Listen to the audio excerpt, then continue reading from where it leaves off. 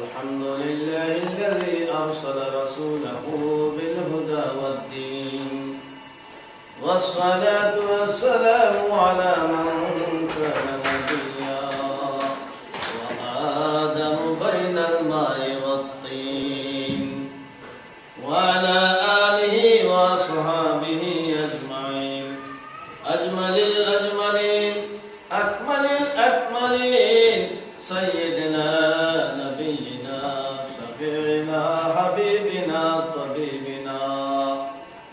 طبيب قلوبنا طبيب مرضانا ونورنا نور إيماننا ونور عيوننا ونور قلوبنا ونور قبورنا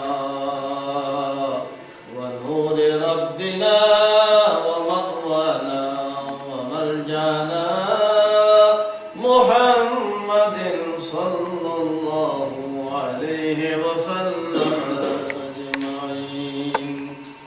أما بعد قال الله تعالى في القرآن المجيد والفرقان الحميد وإذ يرفع إبراهيم القواعد من البيت وإسماعيل ربنا تقبل منا إنك أنت السميع العليم ربنا واجعلنا مسلمين لك ومن ذريتنا أمة مسلمة لك وأرنا مناسكنا وتب علينا إنك أنت التواب الرحيم ربنا وابعث فيهم رسولا منهم يتلو عليهم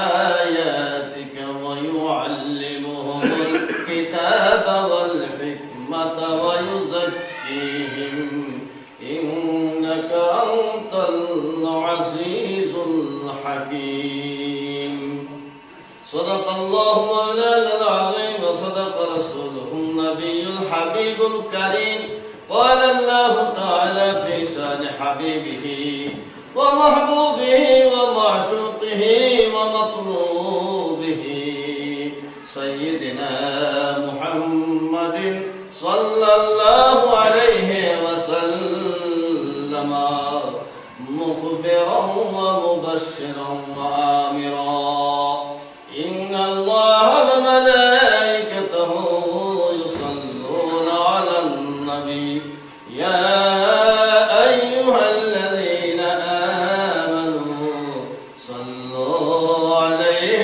وسلموا تسليما اللهم صل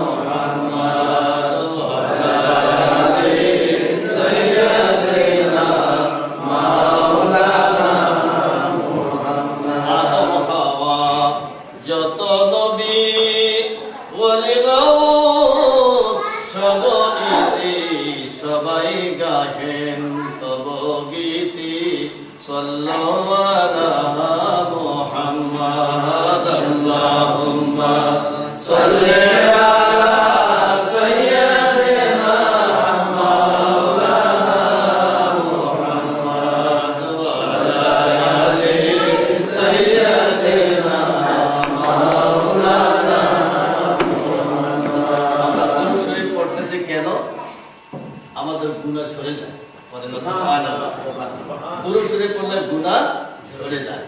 কমপক্ষে 10টা, একবার দুরূদ শরীফ পড়লে 10টা গুনাহ মাফ হয়। গুনার বোঝা তো মাথার মধ্যে আছে, নামাবো কিভাবে?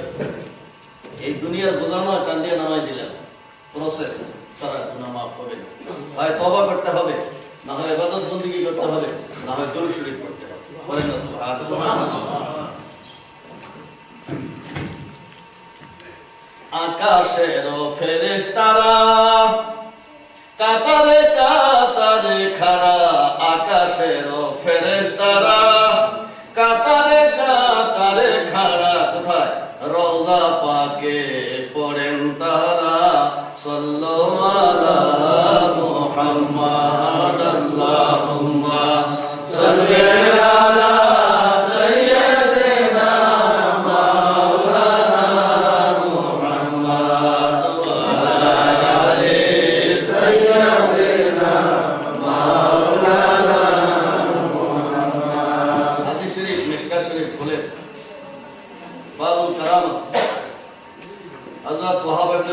হাদিস। হুজুরে পাকের রওজা মুবারক, এই রওজা মুবারক কিয়ামত পর্যন্ত দিনে 70,000, রাতে 70,000 ফেরেশতা আল্লাহ পাঠিয়ে দেন। এই ফেরেশতারা এসে ইয়াদরিবুনা ওয়া ইয়াদরিবুনা বিআজনিহাতিহিম আলা কবরিন নবী সাল্লাল্লাহু আলাইহি ওয়াসাল্লাম ওয়া ইউসাল্লুনা আলাইহি হাত্তা আমসাউ। 70,000 ফেরেশতা এসে রাসূলের পাকের রওজা মুবারক ঘেরাও করে তাদের নূরের পাখা রওজা মুবারকের মধ্যে শামিয়ানার মতো বিছাইয়া দেয়। তারা সকাল থেকে আরম্ভ করে সন্ধ্যা পর্যন্ত নবীর উপরে দরুদ পড়ে। আকাশের ফেরেশতারা কাতারে কাতারে খাড়া, রওজা পাকে পড়েন তারা, সাল্লাল্লাহু আলা মুহাম্মাদ, আল্লাহুম্মা সাল্লি আলা সাইয়্যিদিনা মাওলানা মুহাম্মাদ ওয়া আলা আলি সাইয়্যিদিনা মাওলানা মুহাম্মাদ। নবীজির সম্মান আল্লাহ রাব্বুল আলামিন পয়গম্বরদের মাধ্যমে করেছেন, ফেরেশতাদের মাধ্যমে আমার নবীজির সম্মান, স্বয়ং আল্লাহ রাব্বুল আলামিনের দ্বারাও আমার নবীর সম্মান। আমার দয়াল আল্লাহ দয়াল নবীজির সম্মান করেন। ইন্নাল্লাহা ওয়া মালাইকাতাহু ইউসাল্লুনা আলান নবী। আল্লাহ বলেন, আমি সুসংবাদ দিচ্ছি, হে আমার মুমিন বান্দারা শোনো, আদমকে সম্মান দিয়েছি ফেরেশতাদের দ্বারা। ফেরেশতারা সিজদা করেছে, আদম সম্মানিত হয়েছে, কিন্তু আমার এই নবীকে সর্বপ্রথম আমি খোদা সম্মান করি। স্বয়ং আল্লাহ প্রথম সম্মান করেন। ইন্নাল্লাহা, সর্বপ্রথম আল্লাহ, দেন ওয়া মালাইকাতাহু, এরপর আমার ফেরেশতারা। কি করি, কিভাবে সম্মান দেখায়? ইউসাল্লুনা আলান নবী, কন্টিনিউয়াসলি দরুদ পড়ে আমার নবীর উপরে। সুবহানাল্লাহ। হযরত আদমের জন্য ক্ষণিক সম্মান, আমার নবীর জন্য কিয়ামত পর্যন্ত যতদিন তিনি নবী এই খেতাবে ভূষিত, ততদিন পর্যন্ত এই দুরূদ বন্ধ হবে না। স্বয়ং খোদা তাআলা বলেন, ওগো শুনো যত মুমিন দল, আমি পড়ি তোমরা পড়ো, সাল্লাল্লাহু আলা মুহাম্মাদ, আল্লাহুম্মা সাল্লি আলা সাইয়্যিদিনা মাওলানা মুহাম্মাদ ওয়া আলা আলি সাইয়্যিদিনা মাওলানা মুহাম্মাদ, আল্লাহুম্মা সাল্লি ওয়া সাল্লিম ওয়া বারিক আলাইহি। আজকের এই পবিত্র মিলাদুন নবীর মাহফিল, বাংলাদেশে মুসলমান ভাই ও বোনেরা বাংলাদেশ ছেড়ে এখানে আসছেন। আজকের এই পবিত্র মাহফিলের আয়োজকদের পক্ষে যিনি চেয়ারম্যান, সভাপতি, সম্মানিত সভাপতি সাহেব, ব্যবস্থাপনা কমিটি, আজকের সম্মানিত উপস্থিতি, ব্রাদার এন্ড সিস্টার লাইক সুন্নি মুসলমান অডিয়েন্স, আসসালামু আলাইকুম ওয়া রাহমাতুল্লাহি ওয়া বারাকাতুহু। আজকে মানুষ কম, কিন্তু আমরা এগুলিতে কোনো পরোয়া করি না। আমাদের একটা উল্টা হিসাব আছে, সেই হিসাবটা হলো কি, বাংলাদেশে যদি 13 কোটি মানুষ হয়, তাহলে সুইডেনের মধ্যে 13 কোটি লোকের রিপ্রেজেন্টেটিভ আপনারা 5,000 বাংলাদেশের রিপ্রেজেন্টেটিভ। এই 5,000-এর মধ্যে ডিভিশন করেন।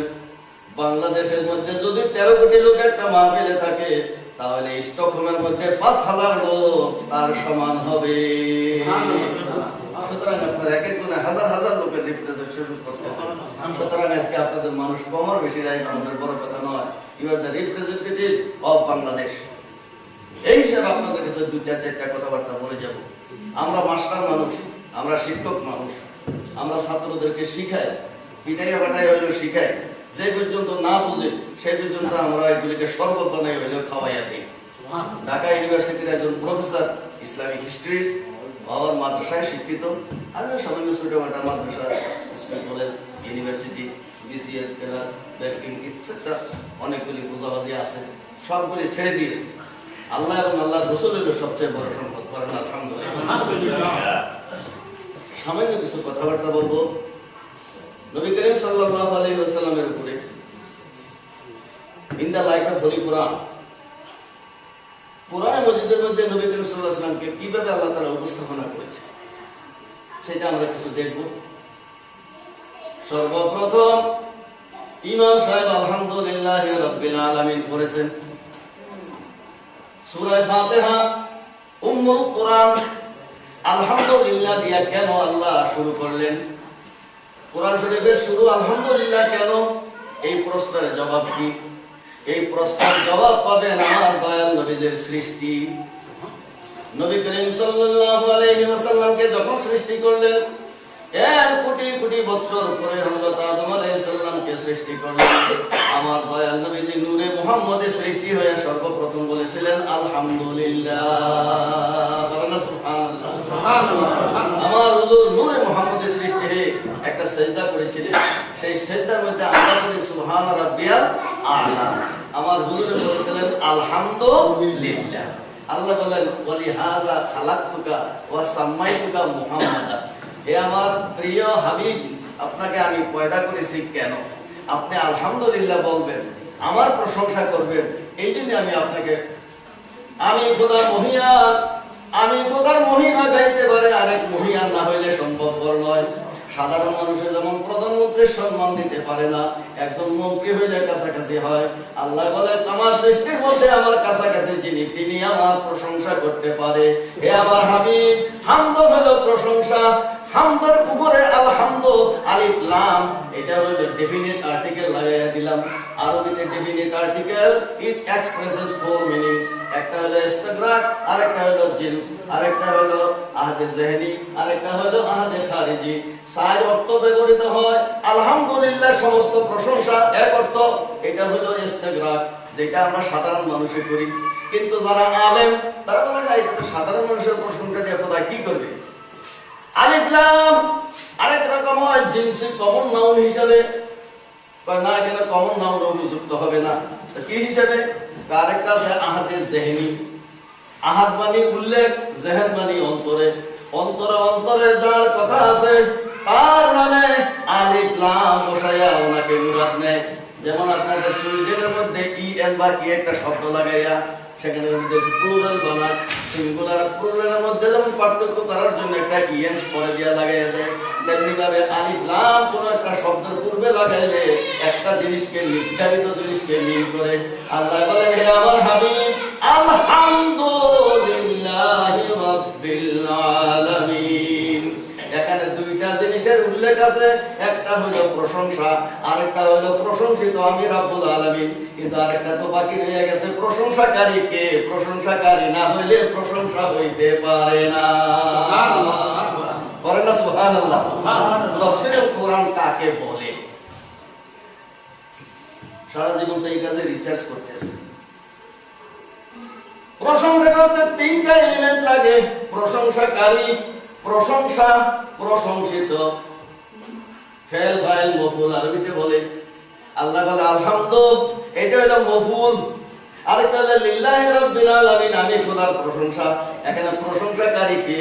খোদা বলে প্রশংসাকারী হইল আলিফ লাম। হামদের পূর্বে আলিফ লাম যিনি বসা আছে আমার অন্তরে আছে, তিনি আমার প্রিয় হাবিব মুহাম্মদ সাল্লাল্লাহু আলাইহি ওয়াসাল্লাম। আমি খোদা কোন প্রশংসার উপযুক্ত, আমার হাবিব যে প্রশংসা করে আমি সেই প্রশংসার উপযুক্ত। তোমার মুখে দিনে বলো সত্য মিছা কথা, তুমি আমার প্রশংসা কি করবে? তুমি আমার কথা শোনো নাই, তুমি আমাকে চোখে দেখো নাই, তুমি কিভাবে বলবে প্রশংসা? যিনি চোখে দেখে, যিনি কানে শুনে, তিনি বলতে পারে। আসল ডেফিনেশন একমাত্র সৃষ্টির মধ্যে জিবরাইলও দেখে নাই, মিকাইলও দেখে নাই, ইসরাফিল আজরাইলও দেখে নাই, কোন নবীও দেখে নাই, কোন ফেরেশতাও দেখে নাই। আদমকে আল্লাহ তৈরি করেছেন, আদমও খোদাকে দেখে নাই। একজনে মাত্র দেখেছে, আমাদের প্রিয় নবী মুহাম্মদুর রাসূলুল্লাহ সাল্লাল্লাহু আলাইহি ওয়াসাল্লাম। আল্লাহ কোরআনে বলেন, ইন্না আরসালনাকা শাহিদা, O my prophet, I have sent you as an eyewitness, as an eyewitness of everything. তাফসীরে রুহুল বায়ান 26 পারা সূরা আল ফাতার মধ্যে 3 পৃষ্ঠা ব্যাপী তাফসীর করেছেন। ইন্না আরসালনাকা শাহিদান ওয়া মুবাশশিরান ওয়া নাযীরা। এখানে শাহিদকে শুধু সাক্ষী কেন? আই উইটনেস, চোখে দেখা, সাক্ষ্য সাক্ষী। বলেন না সুবহানাল্লাহ। কিসের সাক্ষী? আমাদের দেশের মধ্যে ঝগড়ার সাক্ষী হয়, ঘটনার সাক্ষী হয়। আমার নবীকে যে আল্লাহ বললেন সাক্ষী, আল্লাহ বলেন শোনো, কোরআনের মধ্যে আমার নবীকে 2 রকমের সাক্ষী আমি মেনেছি। একটা সাক্ষী বানাইছি, ইন্না আরসালনাকা, পাঠানোর সময় তিনি সাক্ষী, আবার যখন হাসরের ময়দান হবে তখনও আমার নবী হবে সাক্ষী। সেটা সালাতু ওয়াস সালাম বলবে, হে আল্লাহ, যিনি সব দেখেছেন উনি সাক্ষী হইতে পারেন। আমি সাক্ষী মানলাম আখিরি জামানার নবী, যার পরে আর কোন নবী হবে না, খাতামুন নবীন, আখিরি জামানার নবী। যারা কাদিয়ানী নয়, সত্যিকারের মুসলমান, তারা আখিরি জামানার নবীকে শেষ নবী বলে বিশ্বাস করবে না, মুসলমান হইতে পারবে না। আখিরি জামানার নবীকে আমি সাক্ষী মানলাম, উনি বলবে আমি পৌঁছাইছি কিনা। হযরত নূহ আলাইহিস সালাম আমার হুজুরের 5000 বছর আগের নবী, আমার হুজুর যাইয়া বলবে, হে আল্লাহ, আমি সাক্ষী দিচ্ছি হযরত নূহ আলাইহিস সালাতু ওয়াস সালাম তাদের কাছে তোমার হেদায়েত বাণী পৌঁছাইছেন। তখন আল্লাহ বলবেন, হে আমার হাবিব, আপনি যে সাক্ষী হইলেন বলেন কেমনে? আই উইটনেস হইতে হয়। আমার হুজুর বলবেন, বারেলাহি, তুমি তো জানো তুমি আমাকে সৃষ্টি করেছো, কোথা থেকে কোথায় স্থানান্তর করেছো। প্রথম আমাকে নূরের স্তম্ভ বানিয়েছো, তারপরে ময়ূরের সুরত দিয়েছো, তারপরে আকাশের তারকা বানিয়েছো, তারপরে আদম নবীর কোবালের মধ্যে দিয়েছো। আদম নবীর সঙ্গে আমি দুনিয়াতে আসছি। দুনিয়াতে আসবার আগে আমি তারকা হিসেবে ছিলাম। আমার এই বইখানা নূর নবী রাসূলের পাকের শর্ট হিস্ট্রি, লাইফ হিস্ট্রি, অ্যানাটিক্যাল সবগুলির ব্যাখ্যা আছে। হে আল্লাহ, তুমি কুরআন মাজিদের মধ্যে বলেছো আমাকে তুমি তারকার সুরতে রেখেছো। আমি তোমার থেকে শিখেছি 1008 কোটি বৎসর। চতুর্থ আকাশে আমি নূর হিসেবে বিদ্যমান ছিলাম, নূরের তারকা না, যালিকাল কাওকাবিয়া জিবরাইল। 1008 কোটি বৎসর আমি নূরের তারকা হয়েছিলাম। তার মধ্যে 5004 কোটি বৎসর, 5004 কোটি বৎসর আমি কিয়াম করেছিলাম। 5004 কোটি বৎসর পর্যন্ত আমি দাঁড়ানো অবস্থায় ছিলাম, তোমার তারিফ প্রশংসা করেছি। আর 5,04,000 বৎসর সেজদার মধ্যে কাটিয়েছি। আমি নবীর নাম আউয়াল আখির জাহির বাতিন, আমি কেমনে জাহির হইলাম, কেমনে বাতিন হইলাম খোদা, সেই জগতের মধ্যে আমি 504 কোটি বৎসর পর্যন্ত ছিলাম জাহির, 504 কোটি পর্যন্ত ছিলাম বাতিন। হে খোদা, আমি সেই সময়ের মধ্যে সবকিছু নূরের নজরে করে দেখেছি। তারপরে হযরত আদমের কোলে যখন দিলে, ওনার সঙ্গে আমি জান্নাতে গেলাম। আনা উহবিতু মা আদম ইলাল আরদ, আমি তো হযরত আদমের সঙ্গে জান্নাত থেকে দুনিয়ার মধ্যে গিয়েছি। হযরত আদম কিভাবে আরাফাতের ময়দানের মধ্যে কান্নাকাটি করেছেন, রব্বানা যালামনা বলেছেন, আমি শুনেছি। হযরত আদম শেষ পর্যন্ত কি বলে তোমার থেকে ক্ষমা পেয়েছেন তাও আমি শুনেছি। হযরত আদম আলাইহিস সালাম বলেছিলেন, আল্লাহুম্মা ইন্নী আসআলুকা বিহাক্কি মুহাম্মদ, হে আল্লাহ 300 বছর তোমাকে ডাকলাম, তুমি আমার ডাক শোনো না। প্রপার চ্যানেল ভুলে গেলাম, দরখাস্ত কেন মঞ্জুর হয় না? এখন প্রপার চ্যানেল দিয়ে তোমার কাছে আমি ফরিয়াদ করি, এতদিন তোমার কাছে ডাকি সরাসরি তুমি কবুল করো না। এখন তোমার আখিরি জামানার নবীকে উসিলা দিয়ে আমি তোমার কাছে মাফ চাই, তুমি আমাকে আমার তওবা কবুল করে নাও। হে আল্লাহ, আমার তো স্মরণ আছে, তুমি তো জানো। সেই সময় তুমি তো বলেছিলে আদম আলাইহিস সালামকে, যখন আদম আলাইহিস সালাম আমার নাম নিয়ে, আমি আল বিদায়া ওয়ান নিহায়া কিতাব থেকে 16 খণ্ড সবগুলো আমার স্টাডি আছে। হে আল্লাহ, তুমি যখন আদম আলাইহিস সালামকে বলেছিলে, হে আদম, তুমি এখন দুনিয়ার মধ্যে যার নাম তুমি নিলে, আল্লাহুম্মা ইন্নী আসআলুকা বিহাক্কি মুহাম্মদ, এই মুহাম্মদ, ফাকাইফা আরাদতা ইসমা মুহাম্মদ ওয়া লাম ইয়াখলুক বাদু, এখনো তিনি আত্মপ্রকাশ করেন নাই, হে আদম তুমি কিভাবে চিনলা? হে আল্লাহ, তুমি তো জানো। তখন আদম আলাইহিস সালাম কি বলেছিলেন তোমার কাছে তাও আমি শুনেছি। পড়েন সুবহানাল্লাহ।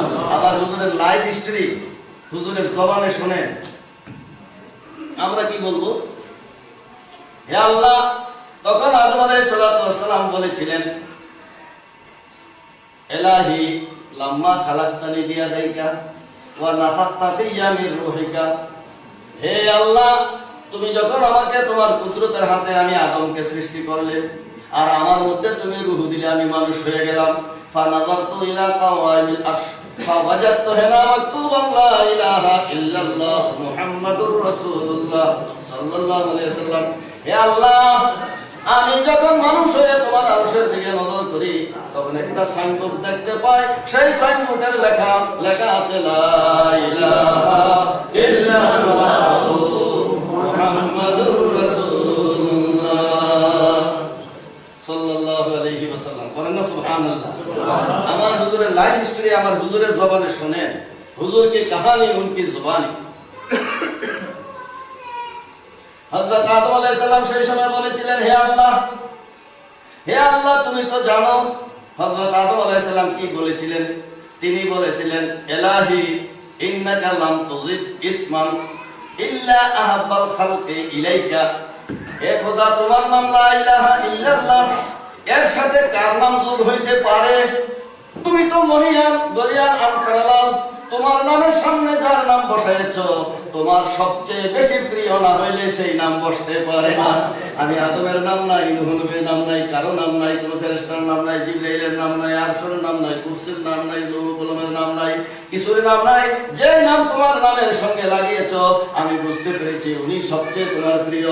তোমার সেই প্রিয় হাবিবের উসিলায় আমি আদমকে ক্ষমা করে দাও। তখন আদম, আমার হুজুরে পাক বলেন, আল্লাহ, তুমি তো নিজেই জানো। তখন তুমি কি বলেছিলে? তুমি তো বলেছিলে, সাদাক্তা ইয়া আদম, হে আদম, তুমি ঠিক বলেছো, আমার নামের সঙ্গে যার নাম মিশিয়েছি উনি আমার সবচেয়ে প্রিয়। হে আদম, তুমি একটু নজর করে দেখো, লা ইলাহা ইল্লাল্লাহ 12 হরফ, মুহাম্মাদুর রাসূলুল্লাহ 12 হরফ। লা ইলাহা ইল্লাল্লাহর মধ্যে 12 হরফের মধ্যে কোনো নকতা নাই, মুহাম্মাদুর রাসূলুল্লাহর মধ্যে কোনো নকতা নাই। 12 12 24। লা ইলাহা ইল্লাল্লাহ মুহাম্মাদুর রাসূলুল্লাহ, দুইটা মিলে তাওহীদ ও রিসালাত মিলে ঈমানি কলমা হয়েছে। These two, by these two, ঈমান was formulated. দুই জিনিসের নাম হলো ঈমান, এক জিনিসের নাম ঈমান নয়। হে আদম, লা ইলাহা ইল্লাল্লাহর মধ্যে মুহাম্মাদুর রাসূলুল্লাহর মধ্যে একবার আছে মুহাম্মদ নাম, দুইবার আছে আল্লাহ নাম। সুবহানাল্লাহ। তাফসীরে রুহুল বয়ানে এই হিকমতটা বয়ান করেছেন। নকতা রহস্যটা কি? লা ইলাহা ইল্লাল্লাহ, this sentence was made friend by Allah, not by us. এখানকার মধ্যে আল্লাহর নাম দুইবার কেন, মুহাম্মাদের নাম একবার কেন? প্রথম লা ইলাহা ইল্লা আল্লাহ, আল্লাহর পরে দিয়া মুহাম্মদ রাসূলুল্লাহ। আল্লাহ এবং মুহাম্মদ নাম একসাথে মিশে আছে, কোনো তারিখ কমা নাই, কলম নাই, সেমিকোলন নাই, কিছুই নাই। পরে না সুবহানাল্লাহ, এর কেমনে মিলে রাখছে। লা ইলাহা ইল্লাল্লাহ আসলে দুইটা সেন্টেন্স, কিন্তু আল্লাহ বলছে না দুই সেন্টেন্স নয়, এক সেন্টেন্স। তো এটা এক সেন্টেন্স কেমনে হইলো? আরবির মধ্যে একটা গ্রামার আছে, চারটা পাঁচটা সেন্টেন্স মিলাইয়া একটা সেন্টেন্স হইতে পারে, এটাকে বলা হয় মুরাক্কাব, যৌগিক। পাঁচটা সাতটা বাংলা সেন্টেন্স মিলাইয়া একটা সেন্টেন্স হইতে পারে, এটাকে যৌগিক বাক্য বলা হয়। ঠিক লা ইলাহা ইল্লাল্লাহ মুহাম্মাদুর রাসূলুল্লাহ, এটাও যৌগিক বাক্য। লা ইলাহা ইল্লাল্লাহ মুহাম্মাদ রাসূলুল্লাহ, আল্লাহর পরে মুহাম্মদ, তারপরে রাসূল, তারপরে আল্লাহ। দেখো দুইবার আছে আল্লাহ, একবার আছে মুহাম্মদ। এখানে আল্লাহর স্থান কোথায়, মুহাম্মদের স্থান কোথায়? What is the position of Allah, what is the position of Muhammad? বা আল্লাহ আগেও আছে, পরেও আছে, মাঝখানে দিয়া মুহাম্মদ আছে। আল্লাহর উপরেও নয়, নিচেও নয়। মুহাম্মদ সাল্লাল্লাহু আলাইহি ওয়াসাল্লামের স্থান কেউ যদি বলে আল্লাহর থেকে বড়, সে কাফের। যদি বলে যে আল্লাহ রাব্বুল আলামিনের থেকে তুচ্ছ, তাহলে সেও কাফের হয়ে যাবে। আমার রাসূল আনকারানা, সৃষ্টির মধ্যে আমার হুজুর হলো লা শরীক, আর আল্লাহ হলেন স্রষ্টা হিসেবে লা শরীক। মাওলানা আবুল কালাম আজাদ তার তাফসীর তরজমানুল কুরআন, সেখানে লিখেছে আমার নবী সৃষ্টির মধ্যে অতুলনীয়, লা শরীক, আমার হুজুরের মতো আর কোনো সৃষ্টি নাই। যখন হযরত আদম আলাইহিস সালাম বললেন, হে আল্লাহ, তোমার এই নামের সঙ্গে যার নাম মিশ্রিত ওনার উসিলায় আমাকে মাফ করো। তখন আল্লাহ তাআলা বললেন, হে আদম, সাদাক্তা ইয়া আদম, তুমি সত্য বলেছো। কাবিলতু তাওবাতাকা ওয়া গাফারতু যামবাকা, হে আদম, আমি তোমার তওবা কবুল করলাম, তোমার ভুল মাফ করে দিলাম। সুবহানাল্লাহ। নবীর গুনাহ বলা যাবে না, ভুল। আরে না সুবহানাল্লাহ, আদম নবীর কোনো গুনাহ হয় না। all পয়গম্বর আর Masum, no prophet did commit any sin, little or big. After or before, he was informed of nubuwwah. নবুয়তের সংবাদ পাওয়ার আগেও নয়, নবুয়তের সংবাদ পাওয়ার পরেও নয়, অর্থাৎ সমস্ত আম্বিয়ায়ে কেরাম আজন্ম নিষ্পাপ। সুবহানাল্লাহ। আদম আলাইহিস সালামও নিষ্পাপ, একটা ভুল হয়ে গেছে। রোজার মাসের মধ্যে ভুল করলে এক ভুলে পাপ হয়, আরেক ভুলে পাপ হয় না। পারে না? সুবহানাল্লাহ। একই জিনিস, একজনে এক ফোঁটা পানি খেয়ে ফেলল, এইটা রোজা ভঙ্গ হইতেও পারে, নাও হইতে পারে। যদি ইচ্ছাকৃতভাবে এক ফোঁটা পানি খায়, রোজা ভেঙে যাবে। যদি রোজার কথা মনে না থাকে, এক কলস পানি খাইলেও রোজা ভাঙবে না। শরীয়তের বিধান, রোজার কথা মনে না থাকলে বাস মাফ। যখনই স্মরণ হয়েছে, আর এক ফোঁটা পানিও মুখে দিতে পারবে না। এক ফোঁটা পানি খাইলে গুনাহ হয়, এক কলস পানি খাইলেও গুনাহ হবে না। আল্লাহ বলে, ওয়ানাসিয়া আদম, আদম ভুলে গিয়েছিল, আদমের কোনো দোষ নাই। ধমকাই আবার তুমি নরম করে বলছে আদমকে, হ্যাঁ আদম, তুমি অন্যায় করেছো, তুমি ভুল করেছো, তুমি ব্যাঠিক হয়ে গেছো, তুমি you are deviated from the correct পথ। আদম আলাইহিস সালাম কথা বলা হলো না, আমার ভুল হয়ে গেছে। যখন ভুল হয়ে কান্দনে শুরু করছে, তখন খোদা তাআলা এখন না না না, ও ফেরেশতারা, আমার আদম তো ইচ্ছা করে খায় নাই, ভুল করে ফেলেছে। কি খেলা খেলো রে মাওলা, কি খেলা খেলো, মাছ দরিয়ায় ফেলে জাল তুলে বৈশা টানো। একবার বলো আদম তুমি অন্যায় করেছো, যখন কান্দা শুরু করে দিয়েছে তখন বলো না আদমে ভুল করে ফেলছে। কিতাবের মধ্যে লেখা, আল্লাহ বলে বান্দারা রে, যত তুমি গুনাহ করো না কেন, আদম আলাইহিস সালামের মতন তওবা করো আর কান্দো, তখন আমি বলবো কোনো ভুল করে নাই। শরীয়ত তরিকাত হাকিকত মারিফতের মধ্যে যান, কত উচ্চ মাকাম। খোদা সমাদর করবে, গুনাহ করলে আল্লাহ সমাদর করবে না, গুনাহ করে নাই। ফালাসি আদম ওয়ালাম নাজিদ লাহু আজমা, 16 পারার মধ্যে আল্লাহ তাআলা বলেছেন ফালাসি আদম, না না আদম ভুলে গেছে। 350 বছর পর্যন্ত আদম আলাইহিস সালাম তওবা করেছেন। এই জন্য কিতাবের মধ্যে লেখা, তোমার যত ইবাদত বন্দেগী করো না কেন, সবচেয়ে বড় বন্দেগী কোনটা? সবচেয়ে বড় বন্দেগী হইল তওবা। তোমার আদি পিতা তওবা করেছেন সর্বপ্রথম 350 বছর পর্যন্ত। যখন তওবা কবুল হইল, তখন তিনি ফজরের নামাজ পড়েছিলেন 2 রাকাত। পড়েন না সুবহানাল্লাহ। হযরত আদম আলাইহিস সালাম 2 রাকাত ফজরের নামাজ পড়েছেন। হযরত ইব্রাহিম আলাইহিস সালাম 4 রাকাত যোহরের নামাজ পড়েছেন। হযরত ইউনূস আলাইহিস সালাম 4 রাকাত আসরের নামাজ পড়েছেন। হযরত ঈসা আলাইহিস সালাম 3 রাকাত মাগরিবের নামাজ পড়েছেন। হযরত মুসা আলাইহিস সালাম 4 রাকাত এশার নামাজ পড়েছেন। সবে মেরাজের মধ্যে আল্লাহ বললেন, হে আমার হাবিব, আপনি আমার দরবারে আসছেন, আপনাকে তো আমি দেখা দিলাম, আপনার উম্মতের জন্য আমি কি হাদিয়া দিলাম, গিফট কি দিলাম। হে আমার হাবিব, আপনার উম্মতকে আমি এমন গিফট দিলাম দুনিয়ার মধ্যে কেউই দিতে পারবে না। 5টা নামাজ 5 জন নবীর ইবাদত, 5 জন নবীকে আমি দান করেছি। সেই 5 জন নবীর ইবাদত আপনার একলা উম্মতকে আমি দান করে দিলাম। পড়েন না সুবহানাল্লাহ।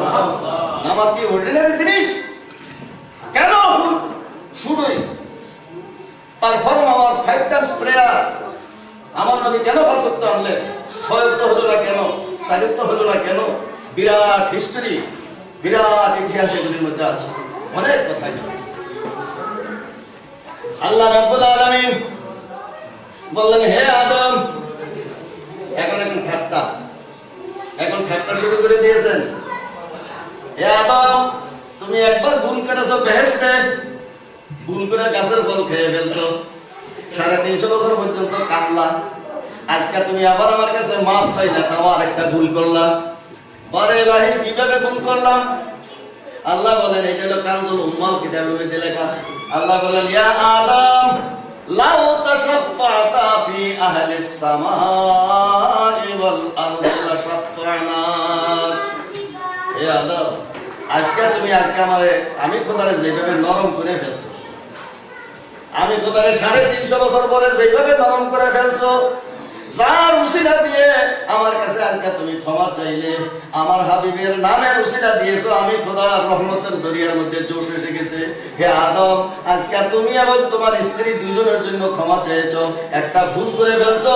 আসমানের এবং জমিনের মধ্যে যত গুনাহগার আছে, আসমান ভরা জমিন ভরা গুনাহগারের জন্য যদি আজকে আমার নবীর উসিলা দিয়ে মাফ চাইতাম, আমি সব মাফ করে দিতাম।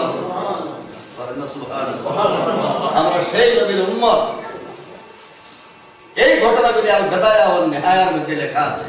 আল্লামা ইবনে কাসির in 774 he wrote this book in 17 or 16 volume, 16 ভলিউমের মধ্যে হযরত আদম আলাইহিস সালাতু ওয়াস সালামের কাছে আমার দয়াল নবীর শান আল্লাহ কিভাবে বয়ান করলেন। ফাতালাক্কা আদমু মিন রাব্বিহি কালিমাতিন ফাতাবা আলাইহি ইন্নাহু হুয়াত তাওয়াবুর রহিম। তাফসীরে রুহুল বায়ান, তাফসীরে রুহুল মানি, তাফসীরে কাশফ, তাফসীরে বাইজাবি, আমরা পড়াই ছাত্রদেরকে। সেখানে এই riwayatগুলি আছে, বর্ণনাগুলি আছে। আমার নবী করিম সাল্লাল্লাহু আলাইহি সাল্লামের শান সমস্ত নবীদের উপরে। পড়েন না সুবহানাল্লাহ।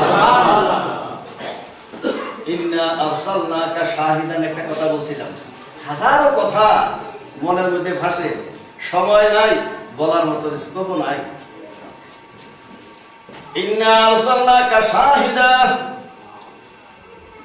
আমার নবী করিম সাল্লাল্লাহু আলাইহি সাল্লামের সাথ করেন হাসরের ময়দানের মধ্যে যখন বলবে, নূহ আলাইহিস সালাম বলবে, আমার সাক্ষী আখেরি জামানার নবী, তখন আমি সাক্ষী দিব, হে খোদা, আমি সাক্ষী দিলাম হযরত নূহ আলাইহিস সালাম তোমার হেদায়েত কওমের কাছে পৌঁছেছে, তার মধ্যে মাত্র 72 জন ঈমান এনেছে, বাকি সব তোমার কুফরি করেছো, প্লাবন দিয়ে ধ্বংস করে দিয়েছো। তারা বলতো, আপনি কেমনে দেখলেন, আপনি কিভাবে সাক্ষী দিলেন? তখন আমার পেয়ারা নবীজি বলবে, শোনো, আমি আদম আলাইহিস সালামের কোলে বসে আদম নবীর ঘটনা দেখেছি, আমি নূহ নবীর কোলে বসে বসে প্লাবনের ঘটনাও দেখেছি। নূহ নবীকে 3 বার বস্তার মধ্যে ভরে জঙ্গলে ফেলে দিয়েছিল কিনা তোমরা বলো? তোমরা 3 বার ওনাকে বস্তার মধ্যে ভরেছো, 3 বার জঙ্গলের মধ্যে মেরে ফেলে দিয়েছো। আল্লাহর হুকুমে উনি আবার সুস্থ হয়ে উঠেছেন। তারপরে 950 বছর পরে ত্যক্ত বিরক্ত হয়ে তোমাদের বিরুদ্ধে দোয়া করেছেন। তখন তারা দেখবে সব ঘটনাগুলি একটা একটা করে আমার হুজুরে বলে ফেলছে, বলে না সুবহানাল্লাহ। তখন তারা কাবু হয়ে যাবে। তখন আল্লাহ বলবে, হে নূহ, শোনো আমার কোরআনে কি বলেছে, ওয়া কাযালিকা জাআলনাকুম উম্মাতাম ওয়াসাতাল লিতাকুনু শুহাদা আলান নাস ওয়া ইয়াকুনার রাসূলু আলাইকুম শাহীদা। আমার নবীকে দুনিয়ার সমস্ত ঘটনার ব্যাপারে আমি সাক্ষী মেনেছি, আমার নবী হলো আমার রাজ সাক্ষী করেন। এই বডিনি চোখ দিয়ে আমার নবী দেখে নাই সেই সময়, কিন্তু নূরের নজরে সবকিছু তিনি দেখেছেন। যেহেতু তিনি আদমের কবলে, হযরত ইব্রাহিম আলাইহিস সালামের কবলে, নমরুদের আগুনে কেন ইব্রাহিম আলাইহিস সালামকে জ্বালায় নাই, হযরত নূহ আলাইহিস সালামের নৌকা কেন ডুবে নাই? হুজুরে বলেন আমি যে নূহ নবীর কিস্তির মধ্যে ছিলাম, আমি নূহ নবীর কবলে ছিলাম। হযরত নিজামউদ্দিন আউলিয়া অফ দিল্লি উনি একটা কিতাব লিখেছেন রাহাতুল কুলুব, রাহাতুল মুহিব্বিন। রাহাতুল মুহিব্বিনের মধ্যে হযরত নিজামউদ্দিন আউলিয়া একটা ঘটনা লিখেছেন। শোনো, আমার দয়াল নবী আকা মাওলা তাজদার মদিনা মুহাম্মদুর রাসূলুল্লাহ সাল্লাল্লাহু আলাইহি সাল্লামের সাথ করে আমার বংশধর বিবি ফাতেমা, ইমাম হাসান হোসেন, হযরত আলী মাওলা করিম, হযরত ইমাম জলালউদ্দিন, ইমাম বাকির, ইমাম জাফর সাদিক, ইমাম মুসা কাযিম, ইমাম মুসা রাজা, ইমাম তকি, ইমাম লকি, ইমাম হাসান আসকারী, ইমাম মেহেদী, আমার নবী বংশ আব্দুল কাদের জিলানী, খাজা মুঈনুদ্দিন চিশতি, আমার হাসান হুসাইনি বংশধর যারা ঈমানের সাথে দুনিয়ার মধ্যে আছে, আমি নবী বলতেছি তারা নূহ নবীর কিস্তির মতো। ওই কিস্তির মধ্যে মান রাকিবা ফাকাত নাজা ওয়া মান তাখাল্লাফা আনহা গারাক। যারা ওই নৌকার মধ্যে সওয়ার হবে তারা নাজাত পাবে, যারা নৌকার থেকে বিরত থাকবে তারা ডুবে মরবে। যারা আমার আহলে বায়ত, আমার বংশধরকে অনুসরণ করবে না তারা ডুবে মরবে, যারা আমার আহলে বায়তকে অনুসরণ করবে তারা নাজাত পেয়ে যাবে। ইন্নামা মাসালু আহলে বাইতি কামাসালি সাফিনাতি নূহ, মান রাকিবাহা ফাকাদ নাজা ওয়া মান তাখাল্লাফা আনহা ফাকাদ গারাক। আমি একটা কিতাব লিখেছি আকায়েদ ও মাসাইল, সেখান থেকে আমি বলতেছি। নিজামউদ্দিন আউলিয়া বলে, শোনো আমার মুরিদেরা, হযরত নূহ নবীর কিস্তি কিভাবে তৈরি হয়েছে জানেননি? নূহ নবীর কিস্তি তৈরি হয়েছে 1,24,000 তক্তা দিয়ে। উনি যখন বদদুয়া করলেন, হে আল্লাহ রাব্বি লা তাযার আলাল আরদি মিনাল কাফিরিনা দাইয়ারা, হে খোদা এই জমিনের মধ্যে কোনো আবাদি রাখবে না, সমস্ত মানুষকে তুমি ধ্বংস করে দাও আমার 72 জন ছাড়া। খোদা বললেন, নূহ নবী আমি মানুষ সৃষ্টি করলাম, মানুষ আমার নাফরমানি করে, কেউ আমার গালিও দেয়, কিন্তু আমি তো তাদের সবাইকে খাওয়াইতেছি, আমি তো কোনো সময় বিরক্ত হই না। 1000 বছরে তুমি বিরক্ত হয়ে গেলা, তোমাদের আগে জিনজাতিরা আমার কত গালি দিয়েছে, খুনাখুনি মারামারি করেছে, আমি তো সহ্য করেছি, আমার নাম আলিম ও হালিম, আর তুমি 900 বছরে ত্যাক্ত হয়ে গেলা। হে নূহ কেন বদদুয়া করতেছো? সারাটা দুনিয়া আমি ধ্বংস করে দেব, তুমি আর 72 জনকে রেখে সারাটা দুনিয়ার মধ্যে লক্ষ লক্ষ কোটি কোটি মানুষকে আমি ধ্বংস করে দেব, কোন যুক্তি বলো? হযরত নূহ আলাইহিস সালামের কথা যুক্তি আছে, আমার থেকে শুনো, পারেন না? সুবহানাল্লাহ। আশিক মাসুদের কথাটা কোরআন শরীফে কি বলে? হযরত নূহ আলাইহিস সালাম বললেন, এইটাও তাফসীরে ইবনে কাসিরের মধ্যে লেখা, ইন্নাকা ইনতাযারহুম ইউদিল্লু ইবাদাক ওয়া লা ইয়ালিদু ইল্লা ফাজিরান কাফফারা। হে খোদা, আমার কাছে দুইটা ডকুমেন্ট আছে, এভিডেন্স আছে ধ্বংস করার পক্ষে। এক নম্বর হলো ইন্নাকা ইনতাযারহুম, যদি তাদেরকে ধ্বংস না করে আপন অবস্থায় রেখে দাও, ইউদিল্লু ইবাদাকা, তোমার এই 72 জন নেককার বান্দাদেরকে গুমরা করে নেবে, ফুসলাইয়া নিয়ে যাবে। পরিবেশ, তারা হাজার হাজার লক্ষ লক্ষ কাফের, আমার 72 জন হলো মুসলমান, আমি চলে গেলে তাদের কি অবস্থা হবে? আজকাল সুইডেনের মধ্যে বসবাসরত বাংলাদেশি মা বাপেরা বড় চিন্তিত। আমরা তো কোন রকমের সারলাম, বাপের কথা মনে আছে, দাদার কথা মনে আছে, গ্রামের কথা মনে আছে, পরিবেশের কথা মনে আছে। একটা অন্যায় করলে গ্রামের থেকে মুখ দেখানো যায় না, কিন্তু এমন পরিবেশের মধ্যে আসলাম, আমাদের পরে আমাদের সন্তানদের কি অবস্থা হবে? আমার হুজুরে বলেন, কি অবস্থা হবে সেটা তোমার উপরে জিম্মাদারি, তোমার উপরে জিম্মাদারি। যেখানে অন্য কেউই নাই সেখানে তুমি নিজে শিক্ষক, আমি কেন শিক্ষা করবো? হুজুর বলছিলেন, আমি না বলছিলাম তলবুল ইলমি ফরিদাতুন আলা কুল্লি মুসলিমিন ওয়া মুসলিমাতিন, ইসলামী শিক্ষা করা প্রত্যেক মুসলমানের উপরে ফরজ, নরনারী যেই হোক। তুমি কেন আলহামদুলিল্লাহ সূরা জানো না? তোমার ছেলেকে কেন শিক্ষা দিতে পারলো না? তোমার মেয়েকে কেন শিক্ষা দিতে পারলো না? সেই জবাব আগে তোমাকে দিতে হবে। বলেন না সুবহানাল্লাহ। আমি আপনাদেরকে অনুরোধ করব, আমি লন্ডনে গিয়েছি গত বছর, একটা মাদ্রাসা তৈরি করে দিয়ে আসি, আমার কাজ অর্গানাইজ করা, সেখানের মধ্যে মাদ্রাসা। আমি এখানে মধ্যে আপনাদের কাছে যদি আরো 7 দিন থেকে যেতাম, তাহলে আমি পরামর্শ করে একটা মাদ্রাসার ভিত্তি আমি করে দিয়ে দিতাম। তবু আমি আপনাদেরকে বলে যাই যে আপনারা মিলাদ শরীফ পড়ান, ভালো কথা, কিন্তু সবচেয়ে বেশি একটা মাদ্রাসার ব্যবস্থা আপনারা করেন। এলিমেন্টারি প্রাইমারি এডুকেশনটা অন্তত ছেলে মেয়েদের হোক, যত কিছুই হোক আপনাদের যেরকম টাকা কামান সেরকম টাকা খরচও করতে হবে, নাহলে আপনাদের ছেলে মেয়েদেরকে রক্ষা করা কঠিন হয়ে যাবে। আমি তাবিজ দিয়ে কি করি, লন্ডনের মধ্যে হাজার হাজার তাবিজ দিচ্ছি, কি জন্য এখানকার মধ্যে ফ্রি মিটছি তাবিজ দেন, আমি তাবিজ দিয়ে কি যার চরিত্র ফেরানো যাবে। তুমি যদি গরুর খুঁটা ছেড়ে দিয়ে গরু খেত খেসটা করবি, আগে খুঁটা দিতে হবে, ক্ষেতের মধ্যে বেড়া দিতে হবে, ক্ষেতের মধ্যে বেড়া দাও না, ফুটাও দাও না, তাবিজ দিয়া তোমার ছেলে মেয়েকে রক্ষা করা এটা সম্ভবপর হবে না। আমার হুজুর বলেন নুরু সিবিয়ানাকুম বিসসালাতি ইযা বালাগু সাবা, তোমার ছেলে মেয়ে যখন 7 বছর হবে, এখানে 6 ক্লাসের মধ্যে যেমন নাকি কম্পালসারি এডুকেশন হয়, আমার হুজুর বলেন যখন 7 হয়ে যায় তখন তাকে নামাজের মধ্যে দাঁড় করাইয়া দিতে হবে। বাপ ছেলেকে, মা মেয়েকে তার সঙ্গে নামাজের মধ্যে দাঁড় করাইয়া দিতে হবে। সুবহান রাব্বিল আযীম জানুক আর না জানুক একটু ফিসফিসাইয়া আমার হুজুরে নামাজ পড়তেন, আমরা সুবহান রাব্বিল আযীম করি আস্তে আস্তে, আমার হুজুর পড়তেন একটু জোরে জোরে, কেননা হুজুর ছিলেন মুআল্লিম, হুজুর ছিলেন টিচার। সাহাবায়ে কেরাম শুনতেন হুজুরে কি করে, রুকুর মধ্যে যায় হুজুরে পড়ে সুবহান রাব্বিল আযীম, সুবহান রাব্বিল আযীম, সুবহান রাব্বিল আযীম। সাহাবায়ে কেরাম বলে সুবহান রাব্বিল আযীম, সুবহান রাব্বিল আযীম। হুজুর এটা কোথায় পেলেন? হুজুর এটা কোথায় পেয়েছি? কোরআন শরীফের মধ্যে পাইছি। সেটা কোন কালে? ফাসাব্বিহ বিসমি রাব্বিকাল আযীম, 14 বারের মধ্যে ফাসাব্বিহ বিসমি রাব্বিকাল আযীম। এইটার দ্বারা হলো রুকু। সেটার মধ্যে যে বলেন সুবহান রাব্বিয়াল আলা, এটা কোথায় পাইলেন? হুজুরে বলে I derived it from the Holy Quran also, from which surah? হুজুরে বলে সাব্বিহ ইসমা রাব্বিকাল আলা, সাব্বিহ ইসমা রাব্বিকাল আলা। এখান থেকে আমি বানাইছি সুবহান রাব্বিয়াল আলা। বলেন না সুবহানাল্লাহ। আসরারুল কোরআন, কোরআন থেকে কোনখানে কোন দোয়া হয়েছে, কোন কারণের মধ্যে কোরআন থেকে শব্দের মাধ্যমে আমার হুজুর সেই দোয়া বানাইছে, সবগুলি কোরআনের মধ্যে ইন্ডিকেশন আছে। এখন হুজুরে বলে সুবহান রাব্বিয়াল আযীম, সাহাবায়ে কেরাম শুনেন। হুজুরে বলেন সুবহান রাব্বিয়াল আলা, সাহাবায়ে কেরাম শুনেন। হুজুরে বলে সামি আল্লাহু লিমান হামিদা, সাহাবায়ে কেরাম শুনেন। হুজুরে আবার তাদেরকে শুনাইয়া বলতেছেন রব্বানা লাকাল হামদ, রব্বানা ওয়া লাকাল হামদ। এইজন্য আহলে হাদিসেরা কয় হুজুরে জোরে জোরে বলছে, আমি জোরে জোরে বলবো না। আরে হুজুরে কেন জোরে জোরে বলাইছে? শিখানোর জন্য। বলেন না সুবহানাল্লাহ। আমাদের দেশে আব্বা আব্বা, এই দেশে কি বলে? পাপ্পা।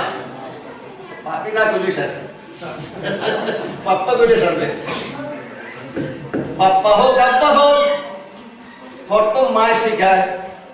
বাংলাদেশে হইলে ঠাট্টা করে শাসি লেগিরা তোমার আব্বা কই, কিন্তু মায় বর্তমানে বল আব্বা আব্বা আব্বা, আব্বু আব্বু আব্বু আব্বু।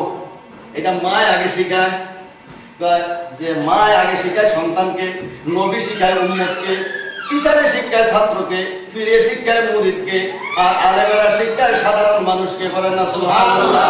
মা বাপে শিক্ষা দিবে সন্তানকে, বাপে শিখাইবে ছেলেকে, মায় শিখাইবে মেয়েকে। এমনি ভাবে মুখে মুখে শিখে যাবে। বিবি ফাতেমা কোন মাদ্রাসায় পড়েছেন, হযরত আয়েশা সিদ্দিকা কোন মাদ্রাসায় পড়েছেন, খাদিজাতুল কুবরা কোন মাদ্রাসার ছাত্রী, হযরত রাবিয়া বসরি কোন মাদ্রাসার ছাত্রী, উম্মে সালমা কোন মাদ্রাসার ছাত্রী। সারা জাহানের মুসলমানদের নেত্রী হলেন পাক পাঞ্জাতন আমার হুজুরের বিবি। বলেন না সুবহানাল্লাহ। আমার হুজুরের সোহবতে থেকে ওনারা হয়েছেন আলেমা, ফাযিলা, তাহেরা, মুতাহহারা, তাইয়্যিবা, তাহেরা, আলেমা, জাহিদা, আবেদা, সায়েমা, রাকিয়া, সাজিদা। বলেন না সুবহানাল্লাহ। আমার হুজুরের সোহবতে। নেপোলিয়ন বলছিল give me a good mother, I will give you a good nation. হিটলারের বর্তমান বলছিল live in Rome, I need more space. Rhine নিব, ফ্রান্স নিব, পোল্যান্ড নিব, জার্মানি নিব, তারপর রাশিয়া নিব। সমস্ত মেয়েদেরকে বলল O women, go out from your kitchen and join army. যখন দেখা গেল জুতার ফ্যাক্টরি উন্নতি হয়ে যাচ্ছে, আর্মি উন্নতি হয়ে গেছে, ঘরের অবস্থা ডেটেরিয়েট করতেছে, স্বামী স্ত্রীকে মানে না, স্ত্রী স্বামীকে মানে না, ইন্ডিপেন্ডেন্স দাবি করে বসলো, দেশ খারাপ হয়ে গেল, তখন হিটলারে বললো, women go to the kitchen, তোমরা যেখান থেকে আসছো আবার তোমরা সেখানে ফিরে যাও। ইসলামের কথা মানতেই হবে একদিন একদিন, অনেক with all compensation, many compensation দিয়ে সেটা মানতেই হবে। কিন্তু আমার দয়াল নবী বলছিলেন, আমি যা বলেছি এটার উপরে তোমরা কায়েম থাকো, মহিলারা রাজি থাকো, পুরুষরা রাজি থাকো। তুমি কে? জান্নাতের সন্তান মা ফাতেমা। তুমি কে? খাদিজাতুল কুবরা, জান্নাতের নবী। তুমি যদি জান্নাতে যেতে চাও, হযরত ফাতেমাকে অনুসরণ করে যেতে হবে। ওনাকে ভায়োলেট করে তুমি জান্নাতে যেতে চাও, অসম্ভব। It is quite impossible. আমার মায়েদেরকে আমরা বলছি, হযরত ফাতেমা থেকে শিক্ষা নিতে হবে, হযরত আয়েশা সিদ্দিকা থেকে শিক্ষা নিতে হবে। স্বামীর প্রতি অবিডিয়েন্স কিভাবে ছিল?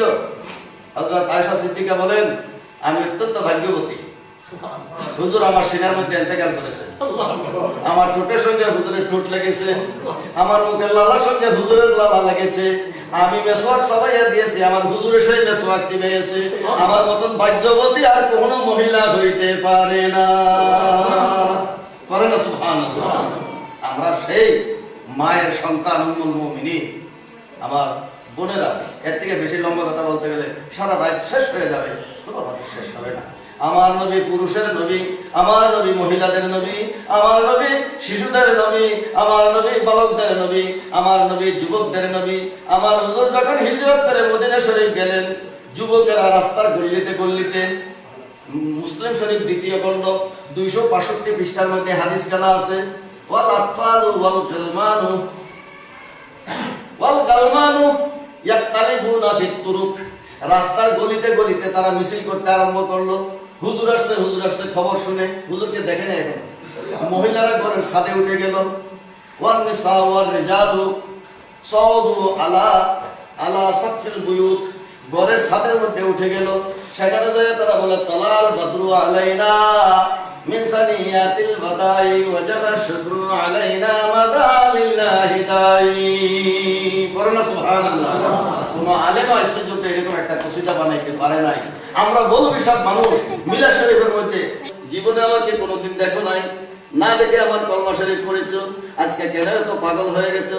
তো হুজুর শুধু পাগল নয়, জীবনে চাঁদ দেখেছি, আপনার মতন এমন পূর্ণ শশী জীবনে আর দেখি না। হুজুরে ডাক দিলেন, আইয়াল গলমান ওয়াল খিদা আতুহিব্বুনানি, তোমরা কি আমাকে ভালোবাসো? রাস্তায় রাস্তায় কেন পাগলের মতো ঘুরতেছো? যা মুহাম্মদ ইয়া রাসূলুল্লাহ, ইয়া মুহাম্মদ ইয়া রাসূলুল্লাহ, এই স্লোগান কেন দিতেছো? আমারে তো দেখো নাই। আতুহিব্বুনানি, তোমরা কি আমাকে ভালোবাসো? কালু বালা, হুজুর আপনাকে আমাদের প্রাণ দিয়ে ভালোবাসি। আমার হুজুর বললেন, ওয়াল্লাহু ইয়ালামু ইন্না কলবি ইউহিব্বুকুম, আল্লাহ নিজে দেখতেছে আমার কলব, আমার মন তোমাদেরকে কত ভালোবাসে। আমার হুজুরের একটা শব্দ, ওয়াল্লাহু ইয়ালামু ইন্না কলবি ইউহিব্বুকুম, খোদা দেখতেছেন আমার অন্তর তোমাদেরকে কত ভালোবাসে। মদিনার যুবকেরা পাগল হয়ে গেল এই নবীর জন্য। মা বাপ সবাই উপরে আমার নবীর স্থান দিল। হ্যাঁ, আমি সবে পড়লো, কুলিনকা না আবাউকুম ওয়া আবনাউকুম ওয়া ইখওয়ানুকুম ওয়া আজওয়াজুকুম ওয়া আশীরাতুকুম ওয়া আমওয়ালুন ইক্তারাবতুমুহা ওয়া তিজারাতুন তাখশুনা কাসাদাহা ওয়া মাসাকিন তারদাউনাহা আহাব্বা ইলাইকুম মিনাল্লাহি ওয়া রাসূলিহি ওয়া জিহাদিন ফি সাবিলি ফাতারাব্বাসু হাত্তা ইয়াতি আল্লাহু বিআমরি ওয়াল্লাহু লা ইয়াহদিল কওমাল ফাসিকিন। তোমার ঘর, তোমার বাড়ি, তোমার মা বাপ, তোমার ভাই বন্ধু, তোমার ছেলে মেয়ে, তোমার মাল দৌলত, মক্কা শরীফের মধ্যে যা আছে ওগুলির মায়ায় কেন রয়ে গেলা? আমার নবীর সঙ্গে কেন মদিনায় হিজরত করলা না? সুবহানাল্লাহ। এই হিজরতের উপলক্ষ করে এই আয়াতখানা নাযিল হয়েছে। গতকাল তাফসীরের কথা বলেছে, দড়ি নাই। তাফসীরে তো সোজা জিনিস নয়, আর তাফসীর বললে 2-4 ঘন্টায় কি শেষ হয় নাকি? এইটা সাড়ে ওজন কি? যারা মক্কা শরীফ থেকে হিজরত করে নাই, দৌলতের মায়ায় রয়ে গেছে, ছেলের মায়ায় রয়ে গেছে, আত্মীয় স্বজনের মায়ায় রয়ে গেছে। আমার হুজুর বললাম, তোমরা সবাই মদিনায় চলে আসো। কেউ কেউ রয়ে গেছে, আচ্ছা যাবো, আমার ঘর বাড়ি আছে, ফসল আছে, মা বাবা আছে, তেজারত আছে, ব্যবসা আছে, অমুক আছে। তখন আল্লাহ আয়াত নাযিল করলেন, হে আমার হাবিব, আমি বলবো না, আপনার দ্বারা আমি বলাবো। আপনি বলে দেন, যদি তোমরা আমার চেয়ে, আল্লাহর চেয়ে এবং জিহাদের চেয়ে তোমার মাল দৌলতকে বেশি ভালোবাসো। তোমার বাড়িঘর যদি তোমার বেশি প্রিয় হয়ে যায়, তোমার জানের থেকে বেশি প্রিয় হয়ে যায়, জিহাদে গেলে জীবন যাবে, মাল যাবে, দৌলত যাবে, সবকিছু নষ্ট হয়ে যেতে পারে।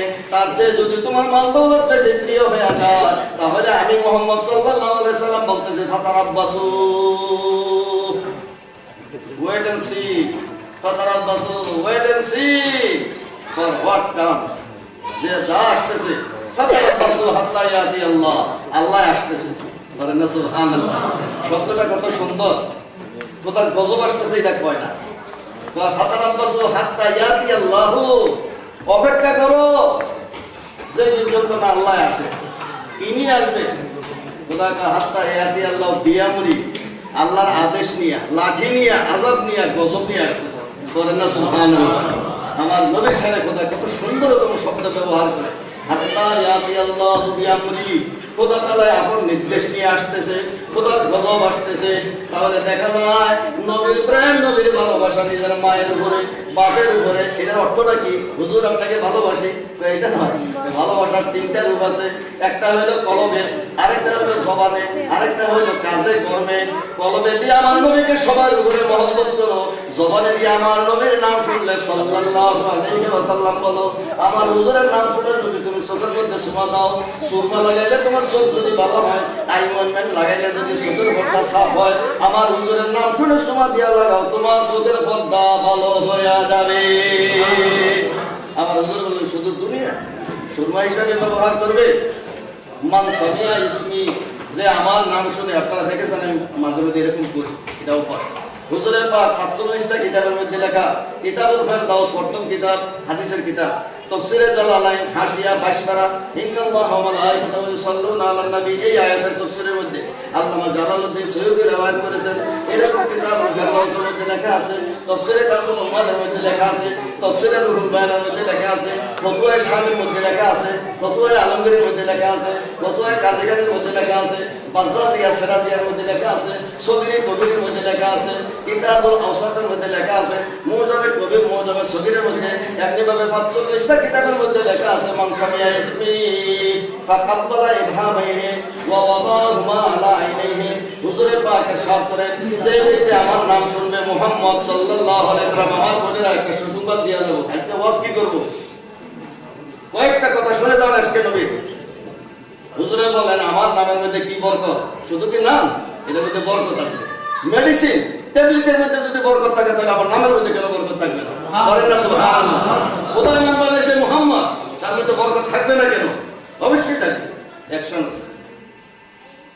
হুজুরে বলেন আমার নামের মধ্যে চুমা দাও, তুমি আমার নাম শুনেছো, ফাকাব্বালা ইবহামাইহি, তোমার বুড়া আঙ্গুল চুমা দাও, ওয়া ওয়াদাহুমা আলা আইনাইহি, তোমার দুই চোখের মধ্যে এটা দিয়ে মালিশ করো। কুনতু লাহু কায়দান ইয়াউমাল কিয়ামাতি ইলাল জান্নাহ, তুমি যে এইটুকু মহব্বত দেখাইলে সাধারণ, এই মহব্বতের কারণে কেন হাসরের ময়দানে আমি এটাকে উসিলা করে তোমার হাত ধরে জান্নাতে নিয়ে যাব। বলেন না সুবহানাল্লাহ। এটা একটা উসিলা হয়ে গেছে। মুহাদ্দিস আবু নুআইম, ইমাম বুখারীর দাদা ওস্তাদ, ওনার নাম হলো আবু নুআইম। ওনার একটা কিতাব আছে দালাইলুন নবুওয়াত, সেই কিতাবের মধ্যে একখানা রওয়ায়াত আছে, হুজুরের নামের কি বরকত, আমার মাদের জন্য আমি পরে বলবো। হযরত মুসা আলাইহিস সালামের জামানায় এক পণ্ডিত, তৌরাতের পণ্ডিত বেনমাজি মারা গেছে। মারা যাওয়ার পর মুসা আলাইহিস সালাম বললেন, হে আমার উম্মতেরা, বেনমাজির জানাজা দেওয়া যায় নাই আমার শরীয়তে, তার গলার মধ্যে রশি লাগাও, বেতের দড়ি দিয়া তাকে নিয়ে খাদের মধ্যে ফেলে দাও। সবাই তাকে জানাজা কাফন দাফন সারা ফেলে দিল। আমি আর আধা ঘন্টা করবো, তারপরে চলে আসবো। তাকে দাফন করার পরে আল্লাহ তাআলা বলেন, হে মুসা, তুমি এই লোকটারে কেন গোসল করাইলে না, কেন কাফন পরাইলে না, কেন তাকে জানাজা দিলে না? মুসা আলাইহিস সালাম বলে, খোদা এই নাও তোমার তো তৌরাত ওল্ড টেস্টামেন্ট স্পিক, যে বেনমাজের কোনো জানাজা নাই, গোসল নাই, কাফন নাই, দাফন নাই, এই জন্য আমি তারে শাস্তি দিলাম। খোদাকে না, আমার হুকুম, এই লোকটারে উঠাও, তাকে আবার গোসল করাও, কাফন পরাও, তারপরে জানাজা পড়াও, দাফন করো। মুসা আলাইহিস সালাম বলে, খোদা তুমি আইন করলা বেনমাজিরের গলার মধ্যে দড়ি দিয়ে ফেলে দেওয়া, আর এখন তারা সম্মান করে গোসলও করাবো, কাফনও পরাবো, দাফনও পরাবো, তুমি তো আমার কান কাটতেছো। আমি শরীয়ত দাতা আর এটার উল্টা অ্যাকশন আমি করবো, মানুষ আর আমার কথা শুনবে? কথাটা সেটার ব্যবস্থা তো আমি করবো। হে মুসা, তুমি আগে কাজ করো। মুসা আলাইহিস সালামের তো বুঝুনি অবস্থা, রাখ, গোসা ফেটে যাচ্ছে, আল্লাহর হুকুম মানতে হবে। আবার কবর থেকে উঠে আনলেন, গোসল দিলেন, কাপড় পরাইলেন, জানাজা পরাইলেন, মাটি দিলেন। মাটি দিয়ে বলে, খোদা এবার বলো, আগে তোমার হুকুম পালন করছি, ফার্স্ট হবে ইউর কমান্ড, তারপরে তো দরখাস্ত করার নিয়ম। এখন আমি তোমার কাছে অবজেকশন জানাইলাম, কেন এই কথাটা বললাম, আমার কান কাটলা কেন? কথা বলে, হে মুসা, এটা exception, exception is exception, general rule is general rule. প্রত্যেক এভরি জেনারেল রুলের একটা এক্সেপশন থাকে, গ্রামারের মধ্যে এক্সেপশন আছে। হে মুসা শোনো, এই লোকটা হলো তৌরিতের পণ্ডিত, কিন্তু বেনামাজি, আমি তারে মাফ করে দিছি। কেন মাফ করলাম? একটা কারণ আছে। হে মুসা, সে তৌরিত কিতাব যখন পাঠ করতো, তোমার তৌরিত কিতাবের মধ্যে মুহাম্মদ নাম আছে সাল্লাল্লাহু আলাইহি ওয়াসাল্লাম, সে মুহাম্মদ নাম যেখানে যেখানে লেখা আছে, সে পাগল হয়ে গেল নামের, সেখানে যে সে সুমা দিত, ওই জায়গাটার মধ্যে সুমা দিত, যেখানে মুহাম্মদ নাম আসতো সে চুমা দিত। আমার কাছে একটা পছন্দ হয়ে গেছে, আমার নবী এমন সম্মান করছে, আমি যদি তারা মাফ করে দেই, আমার কে প্রশ্ন করবো? আমি তো সবরাই, আমি তো সুপ্রিম, আমার নবীর সম্মান করছে, তারা আমি কেন অপমান করি? অপরাধ তো আমার কাছে করছে, আমার একটা হুকুম সে পালন করে নেই, আমি যদি ছেড়ে দেই, সে কি আসমান জমিনের ক্ষতি করে ফেলছে? তারা জায়গা জমিন কোনো নষ্ট করছে? আমার হক আমি ইচ্ছে করলে নিলাম, না নিলেন না, কিন্তু বন্দার হক আমি ছাড়বো। আমারটা আমি মাফ করে দিতে পারি। মুসা বলে দাও, তোমাদের কারো হক নষ্ট করে নাই, খোদার হক নষ্ট করেছিল, খোদা তাআলা মাফ করে দিয়েছে, তোমাদের বলার কিছুই নাই। আমার নবীর সম্মান করেছে, আমি তারে মাফ করে দিলাম। এটা তো হাদিসের কথা, ইমাম বুখারীর দাদা উস্তাদের হাদিস। তাফসীরে কাশফের মধ্যে একটা কথা লেখা আছে, আমার মা বোনেরা, মুহাম্মদ নাম সাল্লাল্লাহু আলাইহি সাল্লামের একটা বরকত। স্বামী ফতোয়া স্বামীর মধ্যে লেখা আছে, হুজুরে পুরুষ সাল্লাল্লাহু আলাইহি সাল্লামের নাম মুহাম্মদ।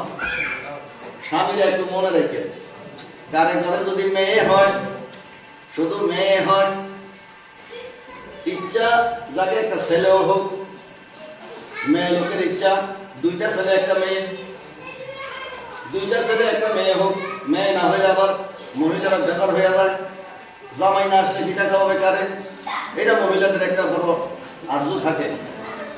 এখন মেয়ে হচ্ছে, ছেলে হয় না, কখন তো পুরা গেছে, কোন দিন জানি স্বামী 1 2 3 বলে বলে দৌড়ায়।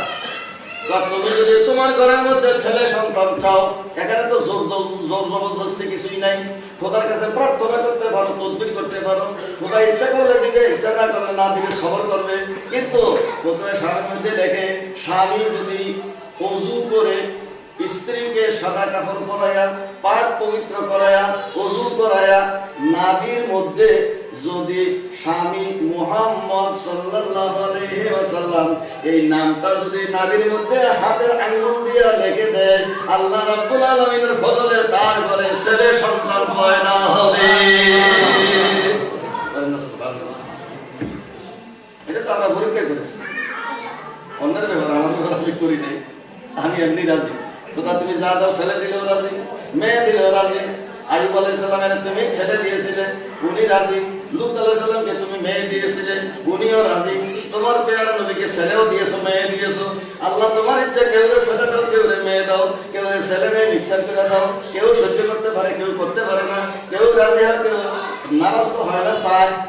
কিন্তু আল্লাহ আমার যেই মা, যেই বোনেরা, যেই ভাইয়েরা সহ্য করতে পারে না, তাদের মঞ্জুরের লাভ ক্ষতি হইতে পারে, হে আল্লাহ তাদের সংসারটা রক্ষা করার জন্য অন্তরকে একটা ছেড়ে দিয়ে দিয়ে বলেন না আমিন। এটা স্বামী জানতে পারে। হুজুরে পুরনুর সাল্লাল্লাহু আলাইহি ওয়াসাল্লামের কি লাইফ হিস্টরি বলবো না, হুজুরের জীবনী বলবো না, হুজুরের শিক্ষা বলবো, কোন দিক যাব? আমার ভাইয়েরা, আমরা মুসলমান, we are Muslim, we have to follow our prophet সাল্লাল্লাহু আলাইহি ওয়াসাল্লাম। হুজুরে বলেন, আমার ভালোবাসা 3 রকম, কলবে, জবানে, কাজে। কলবের মধ্যে আমার ঈমান মজবুত রাখবে, আমি শেষ নবী, আমার নাম 1400, আল্লাহর নাম 3000, হুজুরের নাম 1400, আল্লাহর নাম 99টা আসমাউল হুসনা। শেখ আব্দুল্লাহ মুহাদ্দিস দাহলভী সাহেব বলেন আল্লাহ তাআলা আপন 99 নাম হইতে 70টা নাম আপন হাবিবকে দান করে দিয়েছেন। বলেন সুবহানাল্লাহ। ফর এক্সাম্পল আসমায়ে হুসনা নাও আর একজন বলে বইখানা নাও। আসমায়ে হুসনা থেকে দয়াল নবীকে কোন কোন নাম দিয়েছেন? হুজুর পাক সাল্লাল্লাহু আলাইহি ওয়াসাল্লামের নাম, আল্লাহর নাম, আল্লাহ রাব্বুল আলামিন বলেন আনাল আউয়াল আনাল আখির আনাল যাহির আনাল বাতিন। আমি আউয়াল, আমি আখির, আমি যাহির, আমি বাতিন। এখন আমার হুজুরের নাম বলেছে আউয়াল আখির যাহির বাতিন। হে আমার হাবিব, আমার এই 99 নামের থেকে এই 4টা নাম আপনাকে দিয়ে দিলাম। আপনি আউয়াল, আপনি আখির, আপনি যাহির, আপনি বাতিন। সুবহানাল্লাহ। আপনার আগে আর কেউই নাই, আপনার পরে আর নবী কেউই নাই। গোলাম মোহাম্মদ কাদিয়ানী সে নবুয়তের দাবি করে কাফের হয়ে গেছে, তার অনুসারীরা বিশ্বাস করে কাফের হয়ে গেছে। আলহামদুলিল্লাহ। হে আমার হাবিব, আনতাল আউয়াল আনতাল আখির আনতাল যাহির আনতাল বাতিন। আপনার জাহিরি অবস্থা মানুষে দেখে, বাতিনি অবস্থা আমি দেখি। সুবহানাল্লাহ। আপনার জাহিরি অবস্থা খাওয়া দাওয়া করেন, ঘুমান, কিন্তু বাতিনি অবস্থা কি? অন্য মানুষে ঘুম যায়, নাকে ডাকে, খবর নাই, শরীরের খবর নাই, রুহু আছে কিন্তু অনুভূতি নাই, কানে আছে শুনে না, নাক আছে শ্বাস নিঃশ্বাস নেয় কিন্তু আতর ধরলে সে বলতে পারে না। জিন্দা মানুষের আতর বুঝতে পারে, ঘুমের মানুষ নিঃশ্বাস নিতেছে কিন্তু বুঝতে পারে না, আওয়াজ শুনে কানে কিন্তু এটার ওয়ার্ডিং বুঝে না, চোখ থাকলে সজাগ হলে সেটা বুঝে, বা তার অঙ্গ প্রত্যঙ্গ আছে কিন্তু ফাংশন নাই, তার অ্যাকশন নাই। ঘুম আর সজাগের মধ্যে এই অবস্থা। আমার হুজুর বলেন শোনো, আমার অঙ্গ প্রত্যঙ্গ আছে, ঘুমের মধ্যে ফাংশনিংও আছে। বলেন না সুবহানাল্লাহ। আইনারে তানামারে ওয়াল কলবু ইয়াকজা। আমার এই জাহির সব ঘুম যায়, বাতিনি চোখে আসমান জমিন সব দেখে। সুবহানাল্লাহ। তোমাদের কানে তোমরা কিছু শুনো না, আমি সব শুনি, তোমরা কি কথা বলো। কারা এসে হুজুরে ঘুম যায়, বোধহয় আর উঠবে না, হুজুরে আমি শুনতে আছি তাদের কথা। বলেন না সুবহানাল্লাহ। আসমানের মধ্যে কি কথা বলে? হুজুরে বলে আমি শুনি। হুজুরে বলে শুধু তাই নয়, আমি আমার যখন মায়ের গর্ভে ছিলাম, কুনতু আসমাউ শরীরাল কালামে হিনা কুনতু ফি বাতনি উম্মি। আমি আমার মায়ের গর্ভে যখন ছিলাম তখন আমি লৌহে মাহফুজের কলমের খসখসানির আওয়াজ শুনেছি। আমার হুজুর is unparalleled in the history of the universe, আল্লাহর সৃষ্টি জগতের মধ্যে। আমার হুজুর বলেন আমার নাম কি? আহমদু, মাহমুদু, নূরু, মুনিরু, আউয়ালু, আখিরু, যাহিরু, বাতিনু, বাররু, রাউফুন, রাহিমুন, হাক্কুন, বাইয়িনুন, আজিমুন, জাব্বারুন, আলিমুন, হালিমুন, খাবীরুন, কারীমুন, রাশিদুন, বাসীরুন, শাকুরুন, হাবিবুন, হাসিবুন, মুজিবুন। এগুলি প্রত্যেক 99 নামের মধ্যে আছে। বলেন না সুবহানাল্লাহ। এগুলি ফরমান দিতে গেলে তো সারা রাত মাসকে মাস যাবে। হুজুরের 1400 নাম আছে, 70 নাম। একটার উপরে যদি আলোচনা করি এক মাসও শেষ হবে না। আমার এলেম শেষ হয়ে যাবে, কিন্তু হুজুরের নামের এক্সপ্লেনেশন শেষ হবে না। 1400 আলোচনা করতে হলে 1400 রাত্র লাগবে। এখানে মোটে সময় হলে 1 ঘন্টা 1.5 ঘন্টা শুধুমাত্র বলে দেওয়া যায়। এক্সপ্লেনেশনের সময় যখন আসে, চ্যালেঞ্জ হলে তখনকার মধ্যে দেখা যাবে। আমার হুজুর কোরআন মজিদের মধ্যে আছে, খোদা বলে আনা করিমুন। আমার হুজুরের নাম আছে ইন্নাহু লাকাউলু রাসূলিন কারীম। আমার হুজুরের নামেও করিম আছে। খোদা বলে আমার নাম বিসমিল্লাহির রহমানির রহিম। আমি খোদার নাম রহিম। দেখো কোরআন বলে লাকাদ জাআকুম রাসূলুম মিন আনফুসিকুম আজিজুন আলাইহি মা আনিতুম হারিসুন আলাইকুম বিল মুমিনিনা রাউফুর রহিম। বলেন না সুবহানাল্লাহ।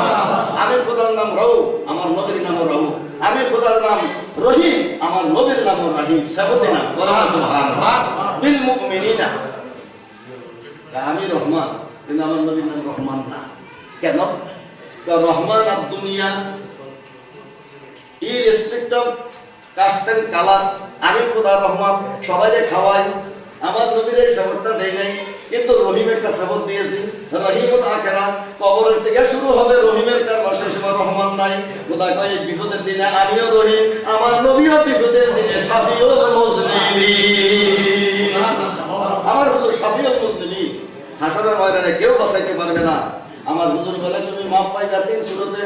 একটা হলো দুনিয়ার মধ্যে তওবার মাধ্যমে, আরেকটা হলো খোদার রহমতে, আরেকটা হলো আমার শাফাআতে। যার ভাগ্যে 3টার কোনোটাই নাই, তার মতো অবাগান আর দুনিয়া থেকে হয় নাই। হযরত শরফুদ্দীন ইয়াহিয়া মুনিরি একটা কিতাব লিখেছেন মকতুবাতে সদিক। উনি সোনারগাঁও ইউনিভার্সিটি সেখানে সেকেন্ড ভাইস চ্যান্সেলর। ওনার শ্বশুর আবু তাওয়ামা, ওনার সোনারগাঁওয়ের মধ্যে ওনার মাজার আছে। সে আবু তাওয়ামা সান ইন ল জামাই, আবার সেকেন্ড ভাইস চ্যান্সেলর। উনি মকতুবাতে সদিক একটা কিতাব লিখেছেন। উনি সেখানে বলেছে, শোনো, জাহান্নামীরা জাহান্নামে কেন যাবে? সবাই বলে গুনার কারণে, গুনাহ করলে জাহান্নামে যায়। আমি ইয়াহিয়া মুনিরি বলতেছি গুনার কারণে নয়, জাহান্নামে যাবে গুনার কারণে নয়। আমার ভাইয়ের একটু যদি প্লিজ কিপ সাইলেন্স, ভাই কানে কানে না হয় একটু পিছনে যাই। আপনাদের অপশন আছে, কথা বলে পিছনে চলে। উনি বলেন যে গুনার কারণে জাহান্নামে যায় না। আমার কাছে এত চমৎকার লাগলো কথাটা, গুনার কারণে জাহান্নামে যাবে না। তো কি কারণে? উনি বলে তওবা না করার কারণে। High philosophy. তোমার পাহাড় পরিমাণ গুনাহ হয়ে গেছে, যদি তোমার ভাগ্যের মধ্যে লেখা থাকে তওবা, এক তওবার দ্বারা জীবনের সব গুনাহ মাফ হয়ে যেতে পারে। তুমি কেন তওবা করো না? এই জন্য জাহান্নামে জ্বলতে হবে রে। দুনিয়ার মধ্যে তওবা করো, পাহাড় পরিমাণ গুনাহ মাফ হয়ে যেতে পারে। পাহাড় পরিমাণ, সমুদ্রের ফেনা পরিমাণ গুনাহ যদি হয়, লা তাকনাতু মির রাহমাতিল্লাহ, আল্লাহর রহমত তার চেয়ে অনেক বেশি।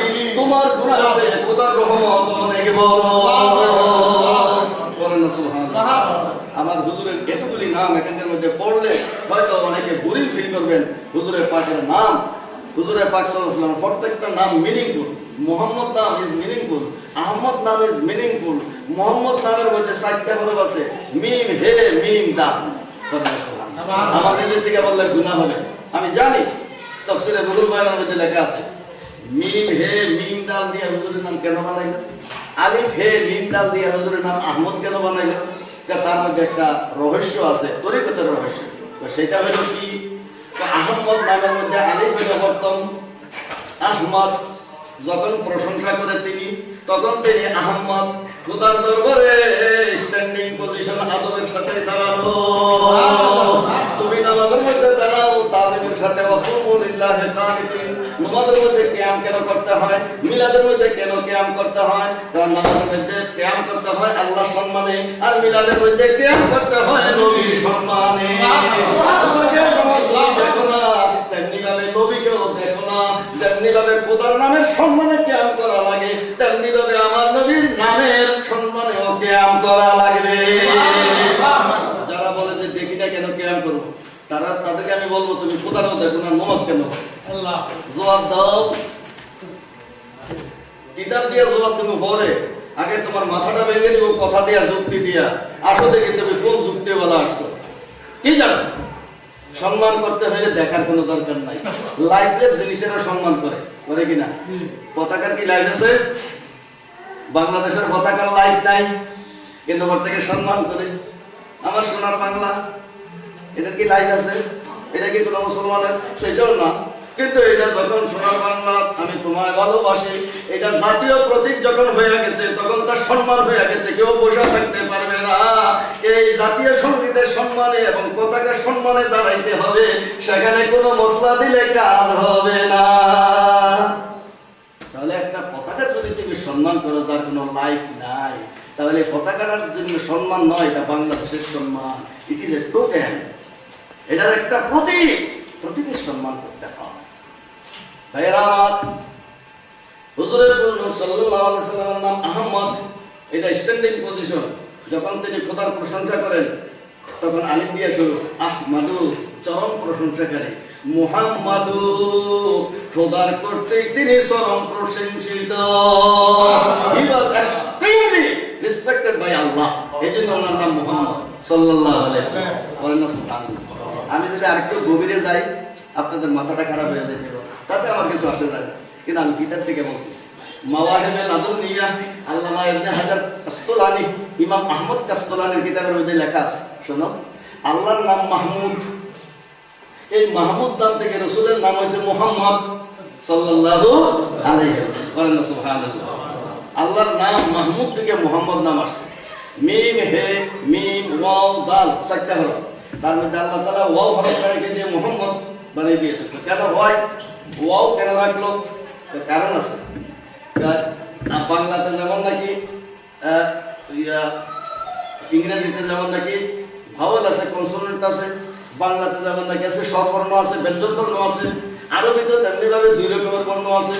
একটা রেখা হরফে ইল্লত, আরেকটা রেখা হরফে সহিহ, তিনটা হইলো হরফে ইল্লত, ওয়াও আলিফ ইয়া ওয়াই, ওয়াও আলিফ ইয়া, তিনটা হইলো হরফে ইল্লত দুর্বল, আরেকটা সাহায্য ছাড়া উচ্চারণ হয় না। ওয়াও উচ্চারণ করতে হলে আগে দিয়ে পেশ লাগবে, আলিফ উচ্চারণ করতে হলে আগে দিয়ে জবর লাগবে, ইয়া উচ্চারণ করতে হলে আগে দিয়ে জেল লাগবে। করেন না সুবহানাল্লাহ? অক্সিলারি ভার্বের মতো এগুলো সাহায্য করে, ওয়াও পেশ জবর জের উচ্চারণ করার জন্য এগুলি সাহায্যকারী হিসেবে অক্সিলারি।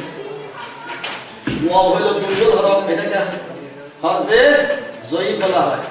আল্লাহ মাওয়াহিবে লাদুনিয়া কিতাবের মধ্যে লেখে, দেখো আমার নবীর নাম খোদা বানাইছে, আমরা না। এখানকার মধ্যে খোদার নামের থেকে বানাইছে। It is derived from Mahmud.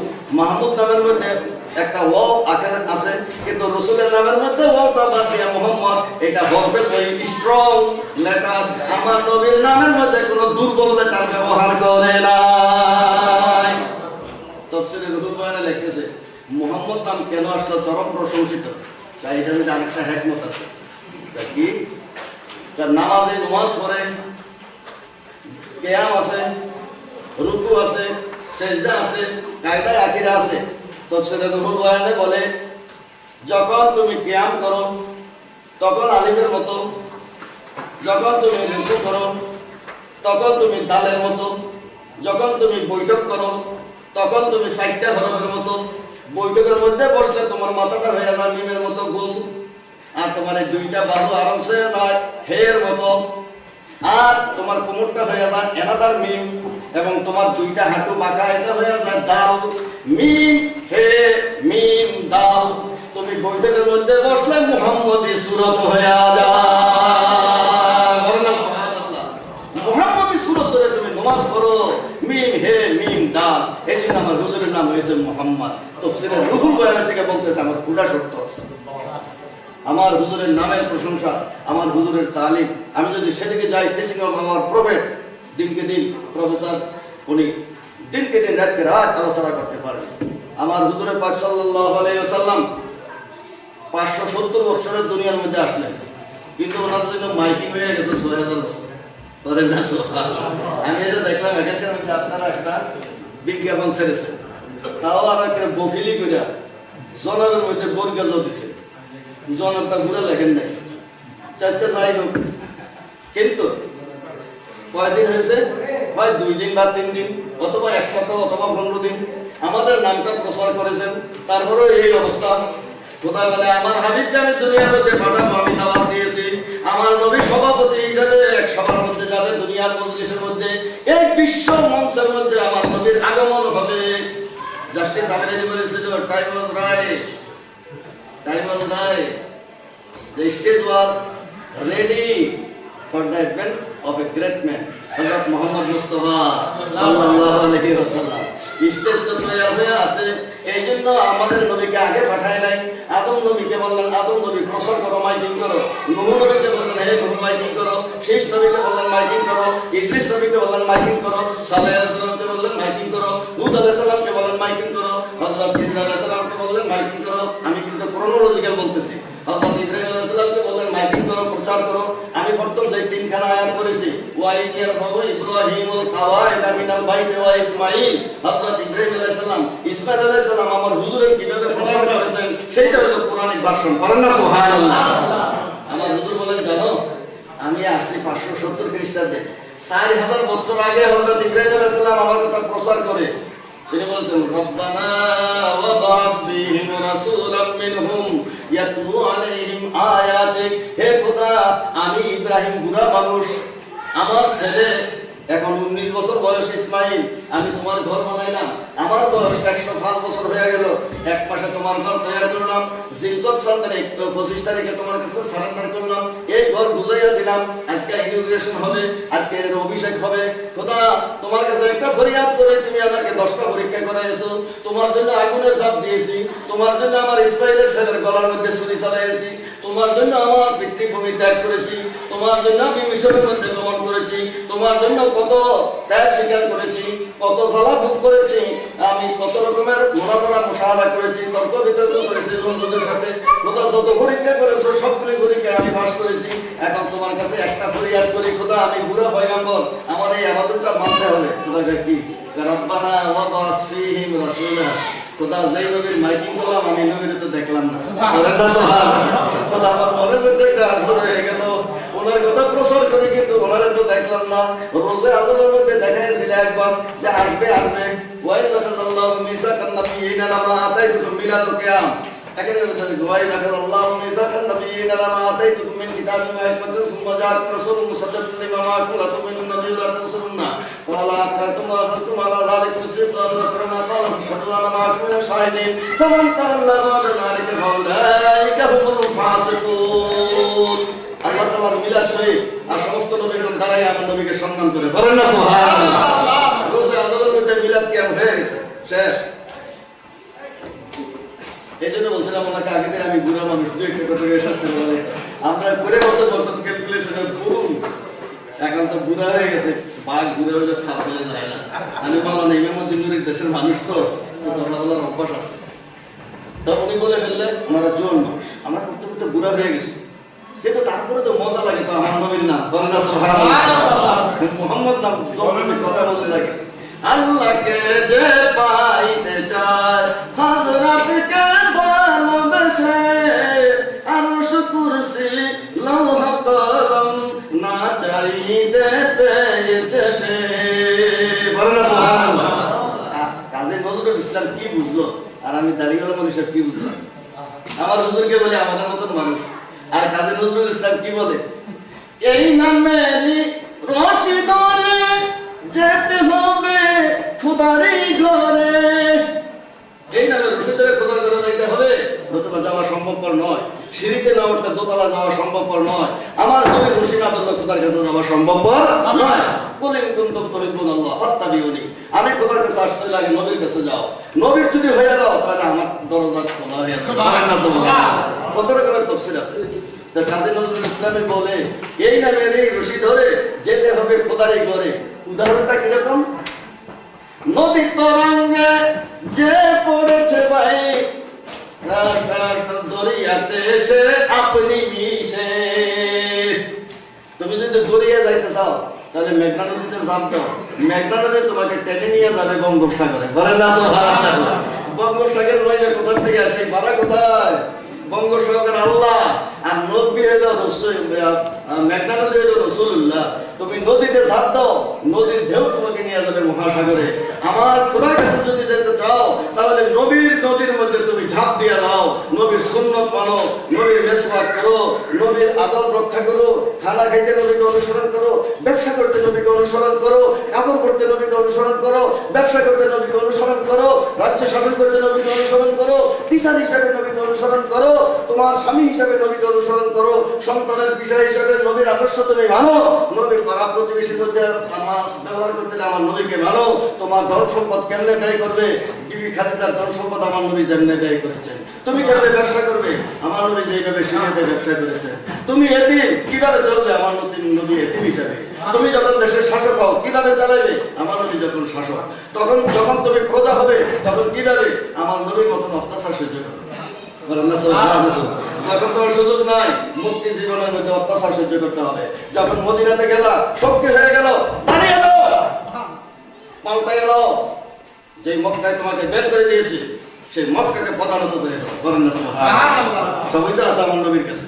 এক দোকানের মধ্যে সুই থেকে আরম্ভ করে একেবারে রাষ্ট্র পর্যন্ত সব পাওয়া যায়। ডিপার্টমেন্টাল স্টোর, এক দোকানে সব পাইলে 14 দোকানে কে যায়? হ্যাঁ, তুমি অর্থনীতির জন্য যাও কারণ মার্কসের জন্য, আর শাসনের জন্য চলে যাও তুমি রুজভেল্টের কাছে, আর সেনাপতিত্ব করতে গেলে যাও তুমি নেপোলিয়নের কাছে, আর সোশ্যালিজমের জন্য যাও তুমি সাদা বন্দুকের কাছে, লাল বন্দুকের কাছে। দুনিয়াদারি সবাই মনই মানলা, দুদিন ধরে তো তারা লাথি মারবে। যে আমেরিকার কাছ থেকে তুমি সাদ্দাম অস্ত্র নিয়ে আসছিলে ইরানের বিরুদ্ধে, সেই আমেরিকাই তোমার গলা টিপে ধরে তোমার এখান থেকে উদ্যোগ করে দিল। যে সৌদি আরব তুমি মানছো আমেরিকায় তোমার তেল সম্পদ সম্পূর্ণ দিয়ে দিছো, সেই আমেরিকাই এখন তোমার রাজতন্ত্র খতম করে দিবে, টুকরা টুকরা করে দিবে। লেখে রাখো স্বর্ণের পাতের মধ্যে। আমরা হিস্ট্রি ছাত্র, জানি 100 বছর পরে কি হয়, 75 বছর পরে কি হয়। মুকদ্দমা ইবনে খলদুন আমাদের ছোট মুখস্থ আছে। 75 বছর হয়ে গেছে, রাজতন্ত্র ইসলামে জায়েজ নাই, 100 বছর পুরা হবে না। এর আগে দিয়ে সৌদি আরবের পতন হইয়া যাবে। এবং শত্রুর মাধ্যমে হোক আর দুষ্টের মাধ্যমে হোক, আমার নবীকে তোমরা অনুসরণ করো। আমার মায়েরা বিবি খাদিজাকে অনুসরণ করে, হযরত উম্মে সালমাকে অনুসরণ করে, হযরত বিবি ফাতেমাকে অনুসরণ করে। করেন না সুবহানাল্লাহ? আপনারা তো আল্লাহ দিলে এখানকার মধ্যে যে জলুসে আছে খুবই ভালো আছে, কিন্তু আমার মা ফাতেমার মতন করে কোন এই মোদি বিষয় কোন থেকে এসে মোদি বিষয় বহুটার থেকে ভালো ছিল। মা ফাতেমার অবস্থা কি? আপনারা হযরত আলী বলে, ফাতেমা গো, আমার কোনো খাদেম নাই, আমি রশি দিয়ে পানি উঠাইতে উঠাইতে আমার হাতের মধ্যে ফোসকা ফুটে গেছে, তোমার আব্বার কাছে যাইয়া বলো একটা খাদেম দিতে। বিবি ফাতেমাকে, স্বামী গো, আমিও তো চাকরি ঘুরাইতে ঘুরাইতে আমার হাতের মধ্যে ফোসকা উঠে গেছে। বিবি ফাতেমা যাই বলে, আব্বা খান, আপনার আমার এই অবস্থা, আমার এই অবস্থা, হুজুর এই যুদ্ধ বন্দীদের মধ্যে কেউ থাকলে একটা খাদেম দিয়া দেন। হুজুরে বলে, মা ফাতেমা গো, এখন মদিনার মধ্যে যারা এতিম মিসকিন আছে তাদের পুনর্বাসনের কোনো ব্যবস্থা করতে পারি নাই, তাদের পুনর্বাসনের আগে তোমাকে আমি কোনো খাদেম দিতে পারবো না। তোমাদের একটা খাদেম দিয়ে দিলাম, প্রত্যেক নামাজের পরে বলো সুবহানাল্লাহ 33 বার, আলহামদুলিল্লাহ বলো 33 বার, আল্লাহু আকবার বলো 34 বার। এই 100 বার এই তাসবিহ পড়লে তোমাদের আর খাদেমের কথা মনে থাকবে না। এরকম কষ্ট করে তোমরা চলে গেছে। আমার হুজুর বললেন, আমরা দুনিয়ার আদর্শ। ফাতেমা, তুমি যদি সুখে কাটাও তাহলে মানুষে কি বলবে? নবীর মেয়ে এত এত সম্পদ নিয়ে চলছে। হযরত জাবেরের ছেলেরা হুজুরের জিদ্দা করে ফেলে, নিজের নাতি শহীদ হয়ে যায়, হুজুরে কিচ্ছু বলে না কেন? যে নবী জাবেরের 2 ছেলেকে জিদ্দা করতে পারে, সেই নবী নিজের নাতির কেন রক্ষা করে না? বিভিন্ন রকমের ব্যাখ্যা করে, যারা ব্যাখ্যা করে তারা বিপদগামী। সেখানকার মধ্যে হাদিস শরীফের মধ্যে লেখা, রাসূলুল্লাহ সাল্লাল্লাহু আলাইহি ওয়াসাল্লাম আল্লাহ আযাল আলতাকাত দামা হুসাইন ইলা ইয়াউমিল কিয়ামা ওয়া আরফাউ ইলা আল্লাহ ইয়াউমাল কিয়ামা। হুজুরে বলেন, আমার নাতি যখন কারবালার মধ্যে শহীদ হলো, তখন আমি রওজা মুবারকের থেকে গিয়ে আমার নাতির রক্ত করে শিশির মধ্যে আমি ডিপোজিট করে রেখেছি। সহি আমার হুজুর জিন্দা নবী, আমার হুজুর একটা টাইম সব জায়গায় প্রেজেন্ট হইতে পারে। হুজুরে বলেন, আমি গেলাম, সেখানের মধ্যে গিয়ে আমি রক্তগুলি নিয়ে আসলাম।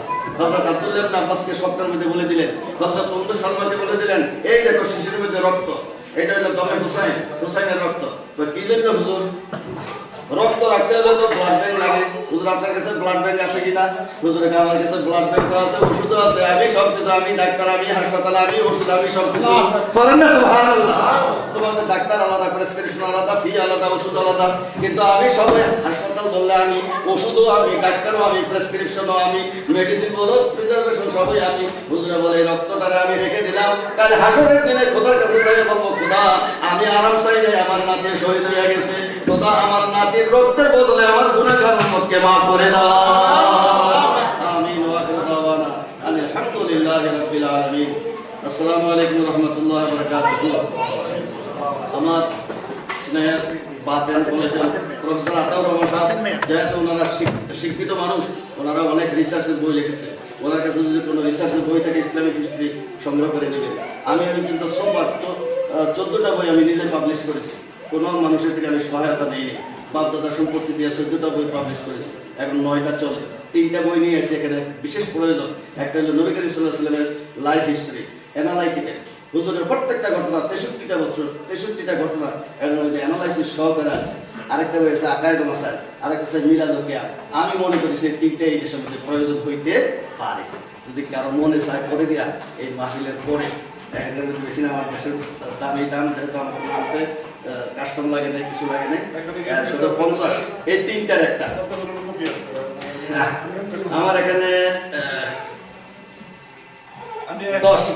10 সেট আছে, 10 সেট আছে। আমরা 50 করোনা নিয়ে বলে আপনাদের এটা করোনা 50 করোনা দিলে এই 3টার একটা সেট পাওয়া যাবে। পরে পরে এটা আমার বড় কথা নয়, এটা শুধু মশলা জানার জন্য আর কি। আর যদি কেউ নাও দেয় তবু আমি মনে করি এটা আমার নিজের জিনিস, আমি ইচ্ছা করলে আমি মান্ডা দিয়ে দেবো।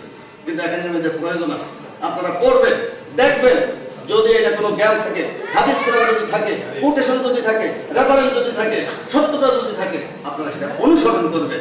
আল্লাহ যেন তৌফিক দান করেন। আমিন। আমি হয়তো সময়টা একটু বেশি নিয়ে ফেললাম, সেই জন্য আমি কিন্তু আমার মনে চায় যে এগুলি এমন কিছু কথাবার্তা আছে যেগুলি আপনারা জানেন না। এখন আপনাদের সম্পর্কে বয়ান রাখবেন বাংলাদেশ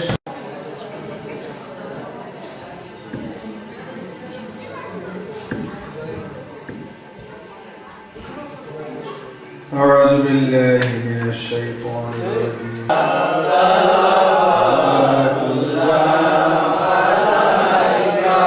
عربير مروه প্রন্তরে পাঠালেন প্রভু আপনাকে আব্দুল্লাহর জীর্ণ কুটিরে আমিনা মায়ের উদরে ইয়া নবী সালাম আলাইকা ইয়া রাসূল সালাম আলাইকা ইয়া হাবিব সালাম আলাইকা সালাওয়াতুল্লাহ আলাইকা দিলো আল্লাহর বাণী বলো দুঃখ রজনী করিলেন জগৎ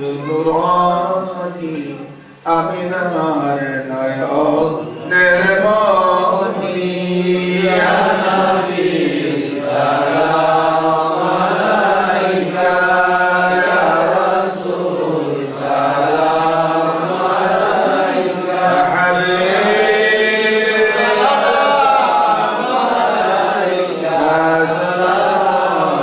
সালাওয়াতুল্লাহ আলাইকা পরের হলো অবসান দরদি গাই লোচয় গান পালাইল ইবলিস শয়তান আনিলেন সত্যের আহ্বান ইয়া নবী সালাম আলাইকা ইয়া রাসূল সালাম আলাইকা ইয়া হাবিব সালাম আলাইকা صل وسلم دائما ابدا على نبيك خير الخلق كلهم على حبيبك خير الخلق كلهم بجا میرے درود سلام برگزیدہ نبی پر اپنے مدام بلغ العلا بکماله شرف الدجا بجماله جميع خصاله صلى عليه وآله এখনই মোনাজাত হবে আপনাদের বার্ষিক ঈদে মিলাদুন নবী সাল্লাল্লাহু আলাইহি ওয়াসাল্লাম। অত্যন্ত শুকরিয়ার ব্যাপার এই রবিউল আউয়ালের মাস 1 তারিখ থেকে 30 তারিখ পর্যন্ত ঈদে মিলাদুন নবী মাওয়াহিব লাদুনিয়া কিতাব আল্লামা ইবনে হাজার আসকালানি সেই কিতাবের মধ্যে লিখতেছে রাহিমাল্লাহ রাহিমাল্লাহু ইমরান ইত্তাখাযা লায়ালিয়া শাহরে মাউলিদিন নবী সাল্লাল্লাহু আলাইহি ওয়াসাল্লাম আয়াদা। আল্লাহ ওই বান্দার উপরে রহমত নাযিল করেন যেই বান্দা রবিউল আউয়াল মাসের 1 তারিখ থেকে 30 তারিখ পর্যন্ত সমস্ত রাত্রিগুলি এবং দিনগুলিকে ঈদের দিনে পরিণত করে। সুবহানাল্লাহ। এই জন্য ঈদে মিলাদুন নবী আমি অথেন্টিসিটি দিয়ে বলতেছি। ঈদে মিলাদুন নবী এটা কিতাবের কথা। এই ছোট্ট ঈদ ও মিলাদের বিধান এটা পৃথিবীর মধ্যে যত দলিল আছে সবচেয়ে বড় বড় দলিল যেখানে আছে সবগুলি আমার এখানকার মধ্যে সংগৃহীত আছে, এর উপর আর কোনো দলিল নেই। এখানে একটা জিনিস আর নেমাতুল কুবরা আলাল আলম ফি বলতে সৈয়দে বনি আদম মক্কা শরীফের লেখা 985 হিজরিতে এই কিতাবখানা লেখা আছে। লেখকের নাম আল্লামা ইবনে হাজার হাইতামি মক্কি, উনি মক্কা শরীফের গ্র্যান্ড মুফতি। ওনার কিতাবের 7-8 পৃষ্ঠা থেকে আরম্ভ করে 11 পৃষ্ঠা পর্যন্ত রেওয়ায়েত আছে মিলাদুন নবী সম্পর্কে। হযরত আবু বকর সিদ্দিক, হযরত উমর ফারুক, হযরত উসমান, হযরত আলী কারামাল্লাহু ওয়াজহু ওনাদের রেওয়ায়েত বর্ণনা করতেছে। قال আবু বকর সিদ্দিক রাদিয়াল্লাহু তাআলা আন মান আনফাকা দিরহামান আলা কিরাত মাউলিদিন নবী সাল্লাল্লাহু আলাইহি ওয়াসাল্লাম কারণ রফিকুল জান্নাহ, যেহেতু আপনারা মিলাদুন নবী পড়াইছেন, কেন পড়াইলেন, এটার বেসিস কি এবং এটার ফজিলত কি? আপনারা তো মা বাবার জন্য পড়াইছেন, মাগফিরাতের জন্য পড়াইছেন। আমিও মিলাদুন নবী শেষ করে আসছি বাংলাদেশে। 15 তারিখে রওনা দিলাম, 14 তারিখে রাত্রে এই যে মিলাদুন নবী রাত্র বাংলাদেশে ছিলাম। আমি একটা মসজিদ তৈরি করতেছি শাহজাহানপুর, গাউসুল আজম জামি মসজিদ। দেশের মধ্যে একটা মাদ্রাসা, মহিলা মাদ্রাসা, ক্লাস 10 পর্যন্ত চালাইতেছি, সব খরচ আমারই বহন করতে হবে। এই মসজিদ এখানকার মধ্যে 11 তলার মসজিদ ইনশাল্লাহ ঢাকার মধ্যে করবো, 157 ডিসিমেল জায়গা নিয়ে। সেখানে আমি ঈদে মিলাদুন নবী করে আসলাম, 80,000 টাকা খরচ। 222 কেজি গোস্ত, 222 কেজি চাউল, 222 কেজি ডাল, এমনি মানুষই দেয়। ইয়াদ করি তোমার হাবিবে পাকের দুরূদ সালাম। ঈদে মিলাদুন নবীর মাধ্যমে আমার ভাইয়েরা দেশ ছেড়ে বিদেশের মধ্যে এসেছে। আল্লাহ যে জায়গাটা হলো কবরস্থান, আগে যেখানে গরু জবাই করলে গির্জার মধ্যে না গেলে যেখানে জবাই করা হতো, সেখানে আজকে নামাজ পড়া যায় মসজিদের মধ্যে, এমনকি গির্জাকেও মসজিদ করায় নামাজ পড়ানো যায়। আল্লাহ এটা তোমার লীলা খেলা কে বুঝতে পারে? আমাদের মুসলমানের দেশের মধ্যে যেখানে ইসলামের প্রতি এই, সেখানে কবরস্থানের মধ্যে আমার ইসলামের তরফ কি এই। আল্লাহ তুমি মেহেরবানি করে এখানে 5,000 মুসলমান আছে, আল্লাহ তাদেরকে তুমি ইসলাম প্রচারক হিসেবে কবুল করে নাও। আল্লাহ আগের দিনে মক্কা শরীফ থেকে, ইরান থেকে, তেহরান থেকে, আফগানিস্তান থেকে, বিভিন্ন জায়গার থেকে বাংলাদেশে গিয়ে ইসলাম প্রচার করেছে, তাদের মাজার হয়ে গেছে, তারা বুজুর্গ হিসাবে গণ্য হয়েছে।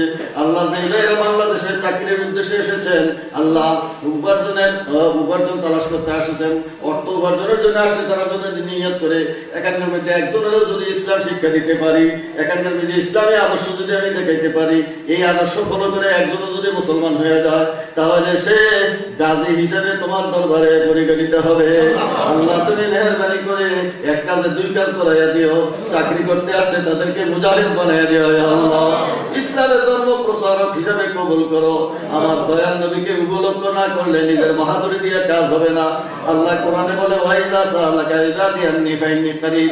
হে রাসূল, আপনার কাছে যখন যাই আমার কথা জিজ্ঞাসা করে তখন আমি কাছে, আপনার কাছে না গেলে আমি অনেক দূরে, আমি খোদার কেউ দেখা পাবে না, আপনি মাধ্যম, আপনাকে ছাড়া আমি খোদার কাছে পৌঁছানো সম্ভবপর হবে না।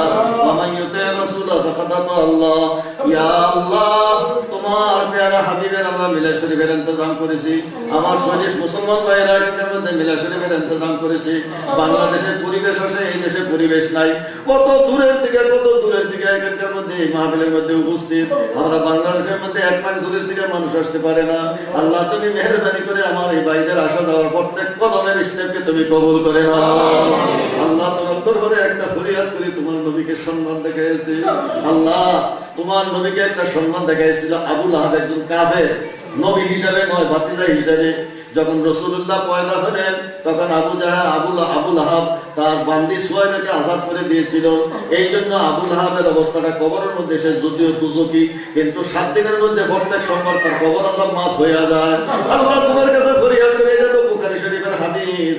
আল্লাহ যদি একজন কাফের নবীকে নবী হিসাবে নয়, ভাতিজা হিসাবে যদি সম্মান করে, রহমতুল লিল আলামিনের রহমত থেকে আল্লাহ বঞ্চিত করে না। আমরা তো মুমিন ইমানদার। আল্লাহ এই ঈদে মিলাদুন নবী বিধানের মধ্যে আমি লিখে রেখেছি সেই হাদিস কেনা। আল্লাহ তাহলে মুমিন যারা মুওয়াহহিদ, আমার নবীর জন্মের খুশি পালন করে, আল্লাহ তোমার কাছে ফরিয়াদ করি তাদের সপ্তাহে 7 দিনের কবর আযাব মাফ করে দিও। আল্লাহ তোমার কাছে ফরিয়াদ করি, যে ভাইয়েরা টাকা দিয়ে পয়সা দিয়ে আমার নবীর নামে এই মিলাদুন নবীর আয়োজন করেছেন, আল্লাহ হযরত আব্দুল্লাহ ইবনে আব্বাস রাদিয়াল্লাহু তাআলা আনহু প্রত্যেক রবিউল আউয়ালের 12 তারিখে একটা লাল উট দিয়ে তিনি জিয়াফত দান করতেন। হযরত আব্দুল্লাহ ইবনে Abbas used to sacrifice a red camel on the birthday of the prophet sallallahu alaihi wasallam. আল্লাহর রওয়ায়াতের মধ্যে পাওয়া যায় সাহাবায়ে কেরাম আমার হুজুরের জন্মদিবস পালন করেছেন, জিয়াফত দিয়েছেন, মানুষকে খাওয়াইছেন। আল্লাহ দুনিয়ার মধ্যে কিতাবের মধ্যে দেখা যায়, মিশরের মধ্যে, হলকের মধ্যে, সিরিয়ার মধ্যে, হিন্দুস্তানের মধ্যে, পাকিস্তানের মধ্যে, আল্লাহ আগের দিনে যত রাজা বাদশারা ছিলেন ইরাকের মধ্যে, সব জায়গাতে কোটি কোটি টাকা খরচ করে মানুষকে জিয়াফত দিতেন। আমার দয়াল নবী একটা ঘটনা মনে পড়ে যায়, শাহ আব্দুর রহিম আব্বাজান, শাহ আব্দুর রহিম শাহ ওলিউল্লাহ সাহেবের আব্বাজান, উনি প্রত্যেক রবিউল আউয়ালের 12 তারিখে ঈদে মিলাদুন নবী পালন করতেন, খাসি জবাই করতেন, মানুষকে খাওয়াইতেন। এক বছর ঈদে মিলাদুন নবীর দিন ওনার কোনো খাসি নাই, টাকা পয়সা নাই, শুধু সোনাবুট ছিল। উনি মন খারাপ করে সোনাবুট তৈরি করে সেখানে আমাদের বিতরণ করেন আর মিলাদ শরীফ পড়লেন। রাত্রে স্বপ্নে দেখেন দয়াল নবী ওনার বাড়িতে হাজির, আর সোনাবুট সবাইতে আছে, আব্দুর রহিম, তোমার এই সোনাবুট দিয়ে তুমি মন ব্যবহার করিও না, তোমার ভক্তির সোনাবুট আমি দয়াল নবী কবুল করে নিলাম। আল্লাহ আমার ভাইয়ের আজকে জিয়ারত দিয়েছেন, আমার দয়াল নবীর দরবারে তুমি কবুল করে দাও। আমার ভাইয়েরা প্রত্যেকে যে 1 টাকা দিয়েছে আল্লাহ দয়াল নবীর দরবারে কবুল করো। আল্লাহ এর হাদিয়া তো হুজুরে পাকের দরবারে কবুল করানোর পর খাতুনে জান্নাত মা ফাতেমা চির দুঃখিনী মা নিজের বংশের 72 জনকে একদিন শহীদ করে দিয়েছে। হযরত ইব্রাহিম আলাইহিস সালাম নিজের এক ছেলেকে কুরবান করেছে, আর দিনের জন্য মা ফাতেমা 72 জন সন্তানকে একদিন কুরবানি দিয়ে দিয়েছে। আল্লাহ সেই চির দুঃখিনী মা ফাতেমার রূহে পাকের সওয়াব পৌঁছে দেওয়া আল্লাহ। দিন ইসলামকে জিন্দা রাখার জন্য শহীদানে কারবালা নিজের জান জীবন কারবালার মধ্যে শাহাদাত বরণ করেছেন। খাদিজাতুল কুবরা মক্কা শরীফের মধ্যে, আমার দয়াল নবী মদিনা শরীফের মধ্যে, খাতুনে জান্নাত জান্নাতুল বাকির মধ্যে, হযরত আলী নজবে আশরাফের মধ্যে, ইমাম হুসাইন কারবালার মধ্যে। নবীর বংশ কেউ এক জায়গাতে থাকতে পারে নাই, পার্সোনাল মকবরাতে নাই, এক একজন এক এক জায়গার মধ্যে দিন ইসলামের জন্য কে কোথায় আছে তার কোনো ঠিকানা নাই। আল্লাহ আমার দয়াল নবীর বংশধর যে যেখানে আছে ওনাদের রূহে পাকে সওয়াব পৌঁছাইয়া দাও। আল্লাহ পীরানে পীর দস্তগীর মাহবুবে সুবহানী কুতুব রব্বানী হাইকেলে নুরানি গাউসে সমদানি পীর লাসানি হযরত শেখ সৈয়দ মীর মুহিউদ্দিন আব্দুল কাদের জিলানী খাজা খাজাগান করিম নওয়াজ বান্দা নওয়াজ আতা রাসূল খাজা মুঈনুদ্দিন চিশতি আজমির হযরত শাহজালাল মুজাদ্দিদ ইবনে শাহ বাহাউদ্দিন শমদা বুখারী মুজাদ্দিদ আল গাসানি আহমদ সেলিম নিগারি ফজলত তামান শাহবাদ শামসুল্লাহ শাহনুল মোহাম্মদ মিসকি সাহেব ইবনে শাকাতুল শাহ বদর শাহ আল-তালশা হযরত খান জানানী হযরত আদম শহীদ হযরত খাজা শরফুদ্দিন শাহ আলী বাগদাদি হযরত কুতুবউদ্দিন বক্তের কাকি নিজামউদ্দিন আউলিয়া শেখ ফরিদউদ্দিন মাসউদ শেখ ফরিদউদ্দিন আফতার হযরত দাতা কুতুবুশ লাহোরী হযরত সুলতান বাহিদ মুস্তামি আমাদের পীর মুর্শিদ উস্তাদ শ্বশুর শাশুড়ি মা বাপ দাদা দাদি নানা নানি যে কবরে শুয়ে আছে আল্লাহ ওনাদের রূহে পাকে মিলাদ শরীফের হাদিয়া পৌঁছাইয়া দিও। আল্লাহ মা বাবার কবর ছেড়ে বিদেশে আছে, মায়ের কথা মনে পড়ে বাবার কথা মনে পড়ে, কিন্তু সময় মতো যেতে পারে না। আল্লাহ দুনিয়ার তাগিদে এসেছে, কিন্তু মায়ের জন্য ফরান কান্দে, বাবার জন্য ফরান কান্দে। আমি আসবার সময় এক বাপ আমার কাছে চিঠি দিয়েছে, হুজুর আমার ছেলেকে একটা টেলিফোন করে দিন, আপনার সঙ্গে দেখা করবে। বাপ সবসময় ছেলের জন্য কান্দে, ছেলে এখানে থেকে বাবার জন্য কান্দে। আল্লাহ যারা ইন্তেকাল হয়ে গেছে ওনাদেরকে তুমি জান্নাত নসিব করে দিও। আল্লাহ ওনাদের এই উপার্জনের থেকে হালাল পথে খরচ করেছে, আল্লাহ তুমি দয়াল নবীর রহমত ও ফয়েজ বরকত নসিব করে দিও। আল্লাহ ওনাদের মুসিবত তুমি দূর করে দাও, পেরেশানি দূর করে দাও, কামাই রোজগারের মধ্যে আরো বরকত দান করে দাও। যারা বেকার আছে আল্লাহ তাদের কর্মসংস্থান করে দাও। আল্লাহ অনেকে অনেক অসুবিধায় পড়ে গেছে, আল্লাহ একটু পেট পালবার জন্য, মা বাপকে একটু খেদমত করার জন্য, অবস্থাকে একটু ভালো করার জন্য আল্লাহ তোমার দরবারে ফরিয়াদ চাই, ওনাদের অবস্থা তুমি ভালো করে দাও, ওনাদের মুসিবত তুমি দূর করে দাও। আল্লাহ ভিসার ব্যবস্থা করে দাও, তোমার দরবারে ফরিয়াদ করে ওনাদের ছেলে মেয়েরা ভবিষ্যৎ জীবনে এখানে থেকে যাবে, ওনারা ভয় করতেছে, কিন্তু আল্লাহ তোমার তো কুদরত আছে, তুমি ইচ্ছা করলে ওনাদের সন্তানদেরকে আল্লাহ ধর্ম প্রচারক বানাইয়া দিও।